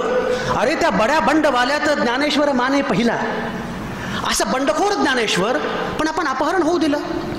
तुकाराम म्हणजे बाबासाहेबांनी जेव्हा मूकनायक सुरू केलं तेव्हा मूकनायकच्या शिरोभागी तुकारामांचा अभंग आहे. काय करू आता धरून या भीड, निशंक हे तोंड बाजवलंय. असा तुकाराम. तुम्ही एक गंमत बघा, म्हणजे तुम्ही कवयित्री आहात म्हणून मुद्दाम सांगतो. जगाच्या पाठीवर प्रत्येक काळामध्ये लोकांना कवींची भीती वाटते. तुकाराम कोण होते? कवीच होते. पण तुकारामाची गाथा बुडवावी असं वाटलं तेव्हाच्या मंबाजींना, कारण काव्यसंग्रह होता तो तुकारामाची गाथा.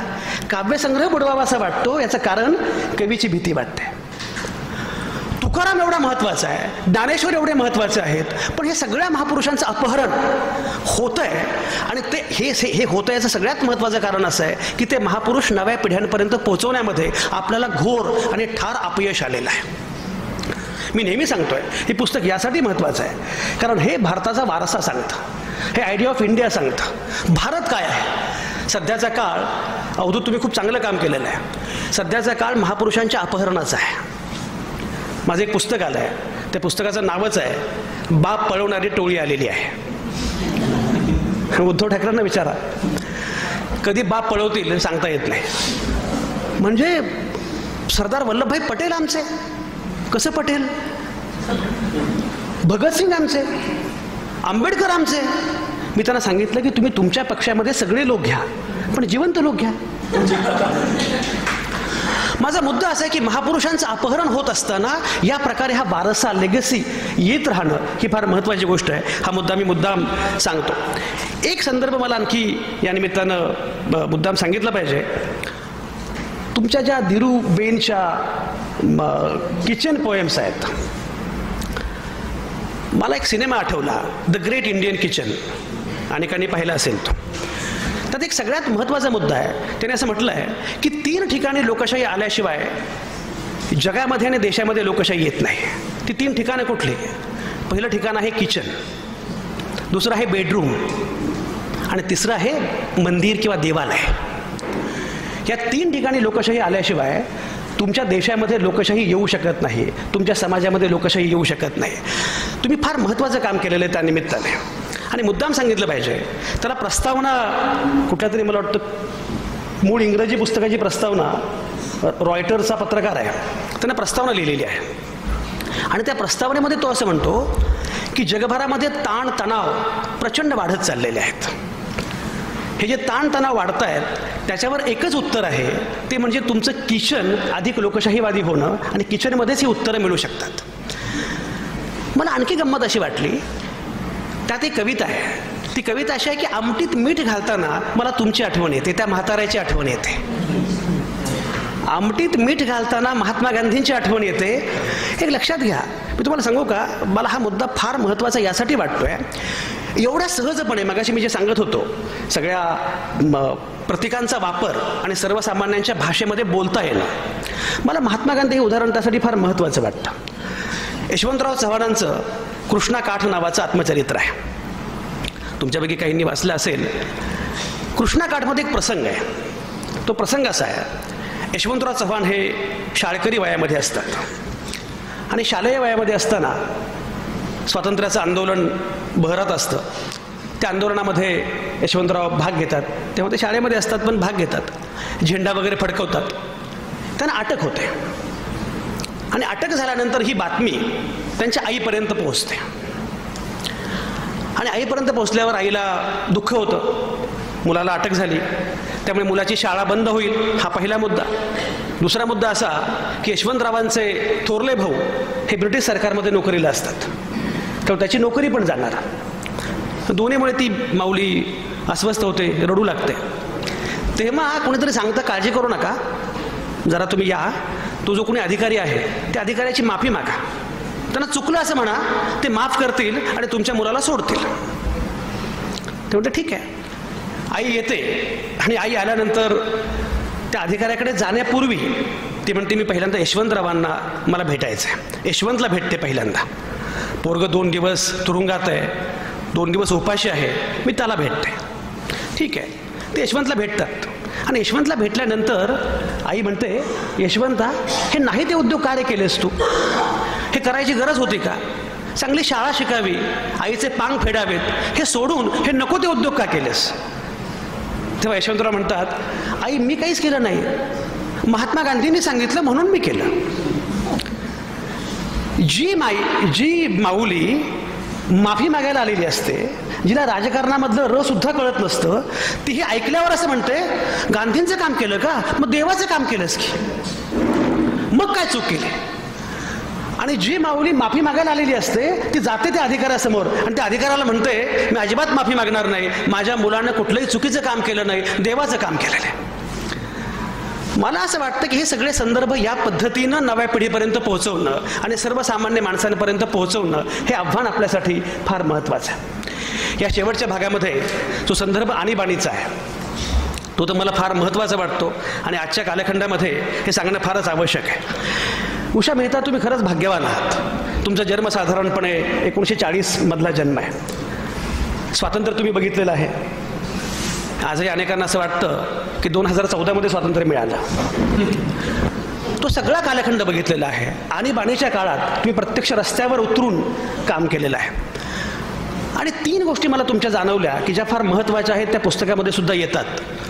पहिली जी आहे ते आहे अस्वस्थपण. आणि मला असं वाटतं की अस्वस्थ असणं ही कुठल्याही लेखकासाठी, कुठल्याही कलावंतासाठी, कुठल्याही कवीसाठी पूर्वअट आहे, सगळ्यात महत्त्वाची गोष्ट आहे. दुसरं जे आहे ते म्हणजे तुम्ही त्याच वेळी प्रचंड झपाटून गेलेले आहात. झपाटलेपण आहे. हे झपाटलेपण मला फार महत्त्वाचं वाटतं. हेनरी किसिंजर नावाचा माणूस जे परराष्ट्रमंत्री होते आणि अनेक पुस्तकांचे लेखक आहेत, ते मध्यंतरी वारले. त्यांचं वय 100 होतं आणि 97व्या वर्षी त्यांनी AI वर पुस्तक लिहिलं. त्यांची एक मुलाखत एका अँकरनं घेतली TV वर आणि त्यांनी विचारलं की तुम्ही दीर्घायुषी आहात, इतकी वर्ष जगलात, जर आम्हाला गुपित सांगा. तिला असं वाटलं की ते म्हणतील की असा व्यायाम करावा, पहाटे 5ला उठावं, मग असं खावं, ते करावं वगैरे. ते म्हटले, नाही, मी सिगारेट ओढतो, दारू पितो, नाही, पण गुपित काय? तेव्हा ते म्हटले, एक लक्षात घ्या, माझ्यापुढे काम एवढं आहे की मी मरूच शकत नाही. उषा मेहता मगाशी जे म्हटल्या की माझी चाल बघून तुमच्या लक्षात आलं असेल की माझं वय किती आहे, पण मला भरपूर लिहायचं आहे. मला असं वाटतं की हे लिहिणं एवढं महत्त्वाचं आहे की आणखी 20 वर्ष तरी तुम्ही आमच्यासोबत लिहित राहणारच आहात. हे झपाटलेपण असणं फार महत्त्वाचं आहे. हे झपाटलेपण त्यांच्याकडे आहे आणि त्यांच्या लेखनाला एक कॉज आहे, प्रयोजन आहे, हे अधिक महत्त्वाचं आहे. मी उल्लेख करत होतो आणीबाणीच्या कालखंडाचा. आणीबाणीचा कालखंड आज कळणं फारच महत्त्वाचं आहे. ज्या कालखंडामध्ये एक मला कायम असं वाटतं, जेव्हा जेव्हा लोकशाहीची गळचेपी करण्याचा प्रयत्न केला जातो, जेव्हा जेव्हा अभिव्यक्तीची गळचेपी करण्याचा प्रयत्न केला जातो तेव्हा कला माध्यमं रसरशीतपणे पुढे येतात. इराणी सिनेमा हा पूर्वी फारसा नव्हता, पण अलीकडच्या कालावधीमध्ये इराणी सिनेमा ज्या प्रकारे पुढे आला, अभिव्यक्तीची गळचेपी झाली की उलट पक्षी माध्यमं रसरशीतपणे पुढे येतात. आणीबाणीच्या कालखंडामध्ये जे तुम्ही सांगितलंय, मला असं वाटतं की आजच्या काळामध्ये हे सर्वसामान्य माणसांपर्यंत पोहोचवणं फार महत्त्वाचं आहे. शेवटी असं आहे की तुमच्या प्रत्येक गोष्टीला कृतीचं अधिष्ठान आहे आणि काहीतरी कृती केल्याशिवाय आपल्याला पुढे जाता येणार नाही याचं भान आहे. मला असं वाटतं, मी मगाशी ज्याप्रमाणे उल्लेख केला, बदलणाऱ्या जगाचं भान असणं ही लेखकाला सगळ्यात आवश्यक गोष्ट आहे. म्हणजे ज्याप्रमाणे त्या बापटांबद्दल बोलतात, पाडगावकरांबद्दल बोलतात, त्याचप्रमाणे श्रीधर तिळवेविषयी सुद्धा बोलतात. सुरेश भट 1983 मध्ये म्हणाले होते, जरी या वर्तमानाला कळेना आमुची भाषा, विजा घेऊन येणाऱ्या पिढ्यांशी बोलतो आम्ही. अशा विजा घेऊन येणाऱ्या पिढ्यांशी सुद्धा बोलता येणं, श्रीधरची कविता समजणं, श्रीधर माझा फार जवळचा मित्र आहे, त्याची कविता समजणं आणि त्याला पत्र लिहिणं, पत्र हे खूप चांगला फॉर्म आहे बरं का, आणि ती पळवाट पण आहे अकॅडमिशियन लोकांसाठी. म्हणजे म्हणता येतं की पत्र आहे हा काय रसास्वाद नाही किंवा समीक्षण नाही, पण पत्र हा फॉर्म खूप चांगला आहे. आणि त्या पत्राच्या फॉर्ममध्ये तुम्ही जे लिहिलंय शेवटी की तुमची अस्वस्थ, आणि ज्या मला हे महत्त्वाचं यासाठी वाटतं की श्रीधरची शब्दकळा ही पूर्णपणे नव्या पिढीची आहे, संगणकाची आहे, AI ची आहे, नव्या प्रकारची आहे, पण ती शब्दकळा सुद्धा तुमच्यापर्यंत पोहोचते आणि त्याच्या अनुषंगाने तुम्ही अस्वस्थ होऊ शकता. मला असं वाटतं की नव्या काळाशी नातं असणं ही फार महत्त्वाची गोष्ट आहे. तुम्हाला गंमत सांगतो, मी संपादक आहे, त्यामुळे मला समकालीन संदर्भांशिवाय फार बोलता येत नाही. मध्यंतरी मी शरद पवारांकडे सहज गेलो होतो.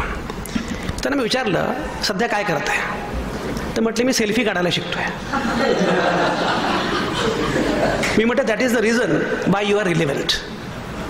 समकालीन संदर्भामध्ये जेव्हा तुम्ही असं म्हणता ना, आमच्या वेळी असं नव्हतं, तेव्हा तुमचा काळ संपला आणि तुम्ही संपलेले आहात. आणि पुण्यामध्ये अशी अवस्था आहे की पुण्यामध्ये बालवाडीत सुद्धा हे वाक्य ऐकू येऊ शकतं की आमच्या वेळी असं नव्हतं.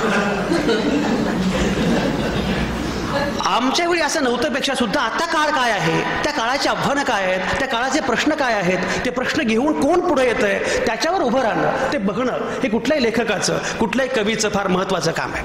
आणि मी म्हटल्याप्रमाणे हे पुस्तक सुद्धा खरं म्हणजे कविताच आहे. प्रत्येक गद्यलेखन सुद्धा पद्याचा तुकडा वाटावा असं स्वप्न आहे, स्वप्नाळूपण आहे, वेगळी कविताचं हे सगळं असणं. कवींचं काम काय माहिती आहे? मला पाकिस्तानी कवीची कविता आठवली एक, आणि पाकिस्तानी कवीची कविता मी मुद्दाम सांगतोय कारण पाकिस्तानमध्ये कवी पण आहेत हे आपल्याला कळालं पाहिजे. ती कविता अशी आहे, माझ्या शहरामध्ये दंगल उसळली, माझ्या शहरामध्ये दंगल उसळली, लष्कर काय करत होतं. तो पुढे म्हणतो, माझ्या शहरामध्ये दंगल उसळली, सरकार काय करत होता. तो पुढे म्हणतो, माझ्या शहरामध्ये दंगल उसळली, पोलीस काय करत होते. आणि शेवटी तो म्हणतो, माझ्या शहरामध्ये कवी असताना दंगल उसळलीच कशी. आणि मी ही मुद्दाम सांगतो यासाठी कारण कवींना, लेखकांना, कलावंतांना, आणि तुमचं किती समृद्ध आयुष्य आहे, कविता आहे, साहित्य आहे, संगीत आहे, नृत्य आहे, समाजकार्य आहे, एवढं सगळं समृद्ध रसरशीत आयुष्य जगणं ही किती मोठी गोष्ट आहे. तुम्हाला सांगू, अलीकडच्या कालावधीमध्ये फोकस्ड व्हा या नादामध्ये लोक एकारलेले होत जातात. समृद्ध आयुष्य जगता आलं पाहिजे.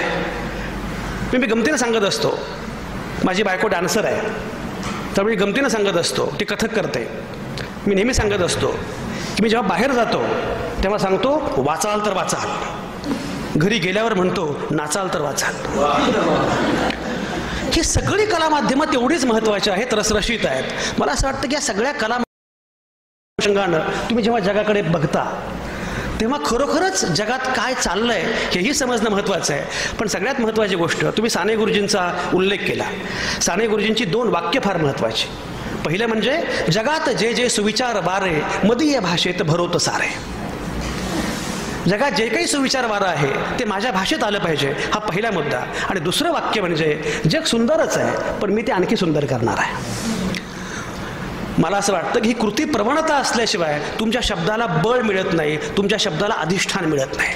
हा अतिशय महत्त्वाचा मुद्दा आहे. पुढचा एक मुद्दा तुमच्या लेखनामध्ये सातत्याने येतो, तो म्हणजे विकासाचा नक्की अर्थ कुठला.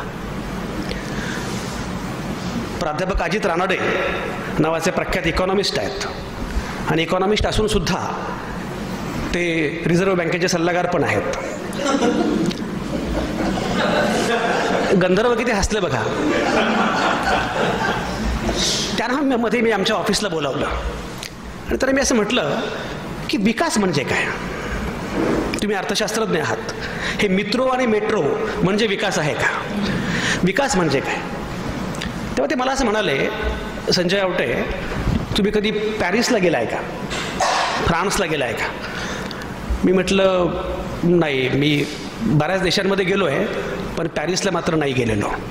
तसंही आपल्या देशामध्ये प्रत्येक देशाला जाऊ शकेल असा एकच माणूस आहे. तर ते म्हटलं तुम्ही पॅरिसला जर गेलात तर हॉटेलमध्ये आपण चेक इन करतो. चेक इन केल्या केल्या आपल्याला सवय काय असते? पाणी, म्हणजे बिस्लेरी किंवा तत्सम मिनरल वॉटर. तुम्ही खाली फोन करता रिसेप्शनला, पाणी. तर ती म्हणते की बेसिनला जा, ते प्यायचं पाणी आहे. तुम्ही म्हणता ओ, ती पण म्हणते ओ, कारण फ्रेंचमध्ये ओ म्हणजे पाणी. ते पुढं असं म्हणतात, ज्या शहरामध्ये, ज्या देशामध्ये सार्वजनिक नळाचं पाणी डोळे झाकून पिता येतं त्याला विकास म्हणतात.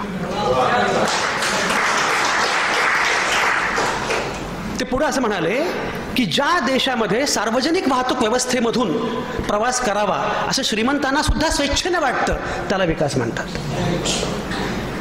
ज्या व्यवस्थेमध्ये सार्वजनिक रुग्णालयामध्ये आपण ॲडमिट व्हावं, आपल्या नातेवाईकांना ॲडमिट करावं असं श्रीमंतांना सुद्धा वाटतं त्याला विकास म्हणतात. आणि जिथे आपल्या शाळेमध्ये, प्राथमिक शाळेमध्ये सार्वजनिक आपल्या मुलांना ॲडमिशन द्यावं, प्रवेश द्यावा असं श्रीमंतांना पण वाटतं त्याला विकास म्हणतात. मी सांगतो यासाठी की या सगळ्या मूलभूत प्रश्नांच्या अनुषंगानं हे चिंतन येतं.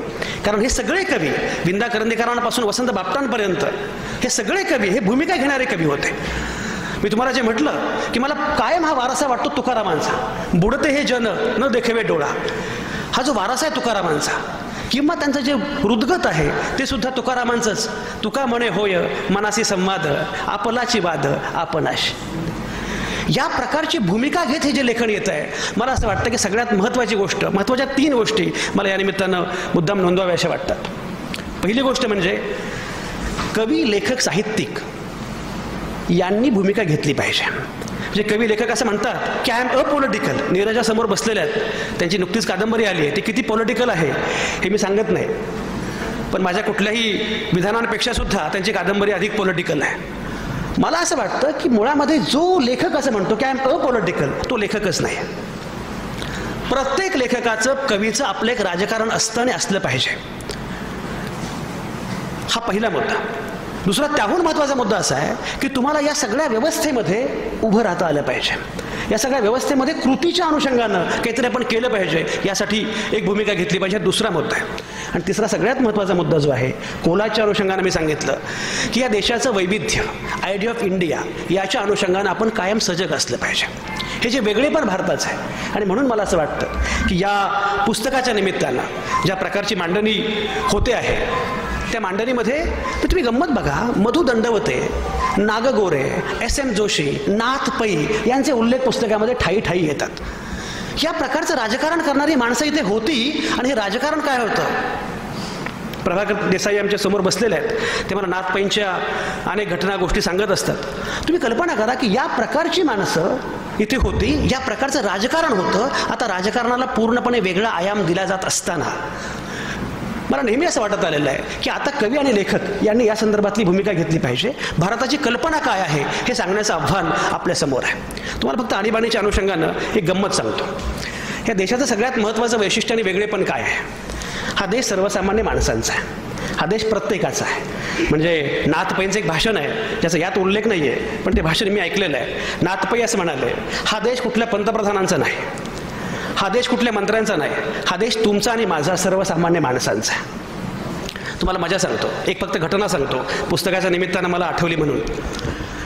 बराक ओबामा जेव्हा अमेरिकेचे अध्यक्ष होते तेव्हा आपल्याकडे डॉक्टर मनमोहन सिंग हे पंतप्रधान होते. आणि बराक ओबामा भारतामध्ये आले आणि मनमोहन सिंगांना भेटले. ओबामा आणि मनमोहन सिंग या दोघांचंही खूप चांगलं प्रेम, खूप चांगली मैत्री दोघंही स्कॉलर, दोघांकडे भरपूर पदव्या आणि सगळ्या खऱ्याखुऱ्या. तर दोघे एकमेकांना भेटले आणि भेटल्यानंतर बराक ओबामांनी मनमोहन सिंगांना एक पुस्तक प्रेझेंट दिलं, एक पुस्तक गिफ्ट केलं. प्रभाकरजी मला विचारत आहेत की पुस्तक कसं काय प्रेझेंट दिलं, कारण तेव्हाचे पंतप्रधान पुस्तकं वाचायचे. पुस्तक प्रेझेंट दिलं. त्या पुस्तकावर ओबामांनी एक वाक्य लिहिलं होतं. ते वाक्य असं होतं, from the oldest democracy to the largest democracy. खरं वा पुढेच आहे. हे जेव्हा लिहिलं त्यांनी, जगातल्या सगळ्यात प्राचीन लोकशाहीकडून जगातल्या सगळ्यात महाकाय लोकशाहीला सप्रेम भेट, तेव्हा तिथे कॉम्रेड सीताराम येचुरी उभे होते. आणि कम्युनिस्टांची गंमत असते, ते करतील न करतील पण लक्ष सगळीकडे असतं. त्यामुळे सीताराम येचुरींनी ते वाक्य पाहिलं आणि येचुरी म्हणाले, mister Obama, you are neither oldest nor largest. तुम्ही प्राचीन नाही आहात आणि तुम्ही महाकाय तर नाहीच नाही आहात. ओबामा असं म्हणाले, हे खरं आहे की आम्ही महाकाय नाही आहोत, तुमची लोकसंख्या फार मोठी आहे, पण आम्ही प्राचीन आहोत हे मान्य करा. 1776 अमेरिका स्वतंत्र झाली हे मान्य करा. तेव्हा येचुरी असं म्हणाले, 1776 अमेरिका स्वतंत्र झाली हे खरं आहे, पण 1965 पर्यंत तुमच्या देशामध्ये प्रत्येकाला मताचा अधिकार नव्हता. अनेक राज्यांमध्ये 1965 पर्यंत कृष्णवर्णीयांना मताचा अधिकार नव्हता. अगदी इंग्लंडमध्ये, इथे महिला मोठ्या संख्येने आहेत, अगदी इंग्लंडमध्ये 1928 पर्यंत महिलांना मताचा अधिकार नव्हता. माझ्या देशात मात्र प्रत्येकाला पहिल्या दिवसापासून मताचा अधिकार आहे. हे माझ्या देशाचं वेगळेपण. मला असं वाटतं की हा देश या निमित्तानं येत राहणं, हा देश सांगितलं जाणं इतकी महत्त्वाची गोष्ट आहे. कारण नव्या पिढीचे लोक, अनेक उपसंपादकांच्या मुलाखती आम्ही घेत असतो. काय करायचं आहे, असं मला पॉलिटिकल रिपोर्टिंग करायचं आहे. बरं, लोकसभेमध्ये जागा किती आहेत ते माहिती नाही सर, पॉलिटिकल रिपोर्टिंग करायचं आहे. SM जोशी कोण, नाही सर मला म्हणजे कोण हे आत्ताच ऐकतोय. नागा गोरे कोण, नाही काही माहिती नाहीत. मला असं वाटतं की अरे हा इतिहास एवढा मोठा आहे आणि वारसा एवढा मोठा आहे, तरी आरसा असा का आहे.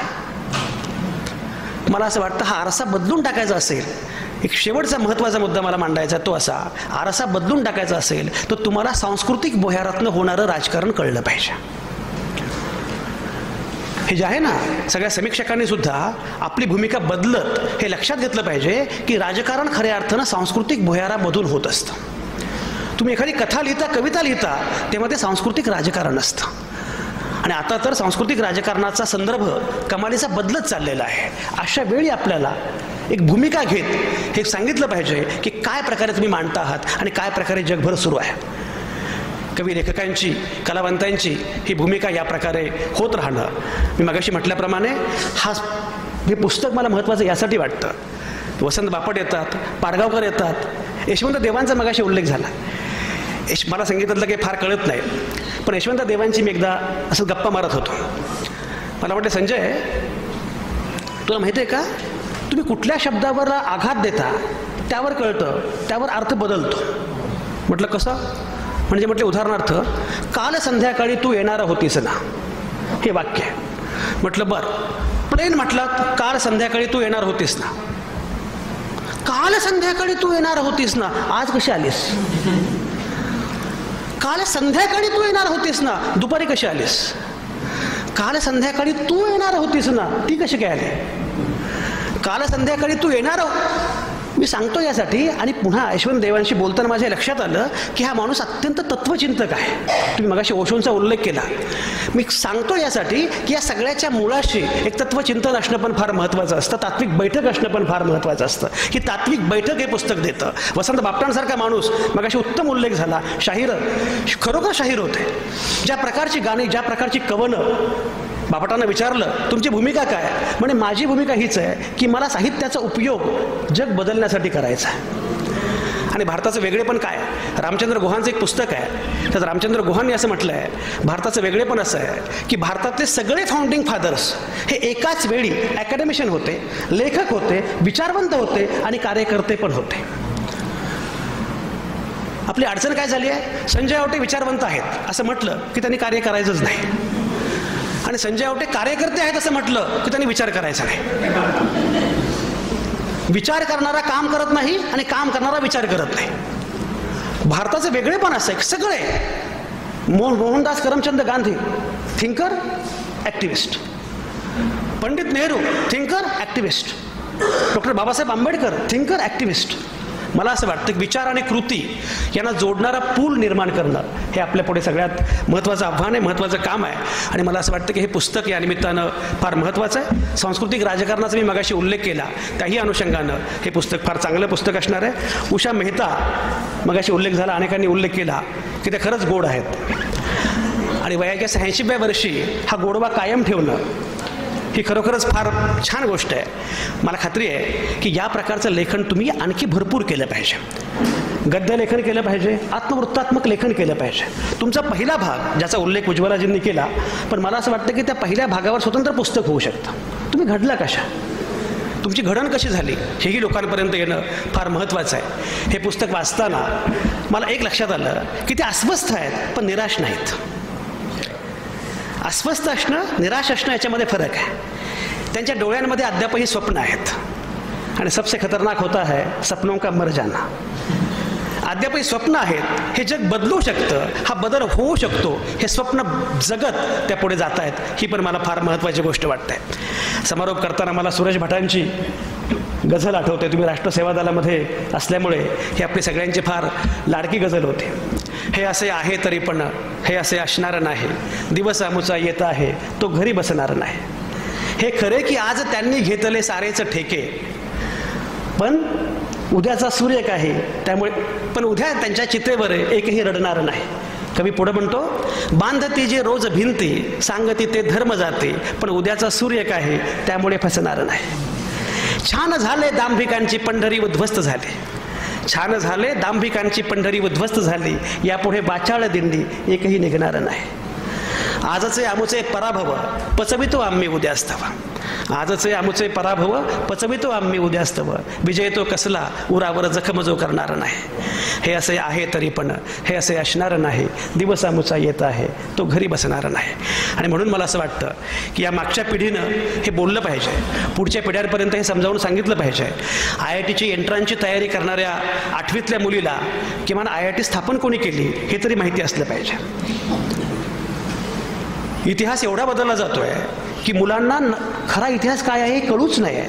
तुम्ही गंमत बघा, औरंगाबादचं नामांतर संभाजीनगर झालं, छत्रपती संभाजीनगर करायला माझी हरकत नाही आहे, पण मी त्यांना सांगितलं की काय काय बदलाल. शहर हा शब्द पर्शियन आहे, काय बदलाल. पेशवे हा शब्द पर्शियन आहे, फडणवीस हा शब्द पर्शियन आहे, काय काय बदलाल. मला असं वाटतं की हा इतिहास सांगत राहणं, हे आयडिया ऑफ इंडिया पोचवत राहणं हे तुमच्या पिढीनं करणं फार आवश्यक आहे. कारण तुम्ही हा सगळा काळ बघितलेला आहे, भारत कसा घडत गेला हे पाहिलेलं आहे. हे पुस्तक म्हणजे घडणाऱ्या भारताची गेल्या 50 वर्षातली पूर्ण कहाणी आहे, एका अर्थानं दस्तावेज आहे. म्हणून हे पुस्तक मला महत्त्वाचं वाटतं. या पुस्तकामध्ये अर्थातच दोघांचा उल्लेख मुद्दाम करतो. एक म्हणजे प्रकाशक अशोक कोठावळे यांनी खूप निगुतीनं हे पुस्तक केलेलं आहे, त्यामुळे पुस्तक खूप छान झालं आहे. दुसरं म्हणजे संपादन करणारे अवधूत परळकर आणि मला वाटतं सुहासिनी या दोघांनी खूप चांगलं काम केलेलं आहे, त्यांचाही उल्लेख केला पाहिजे. पुस्तकाचं मुखपृष्ठ आणि बाकी सगळंच देखणं झालेलं आहे. हे पुस्तक वाचावं असं आहे. समारोप करताना या पुस्तकाचं प्रकाशन झालं असं मी जाहीर करतो.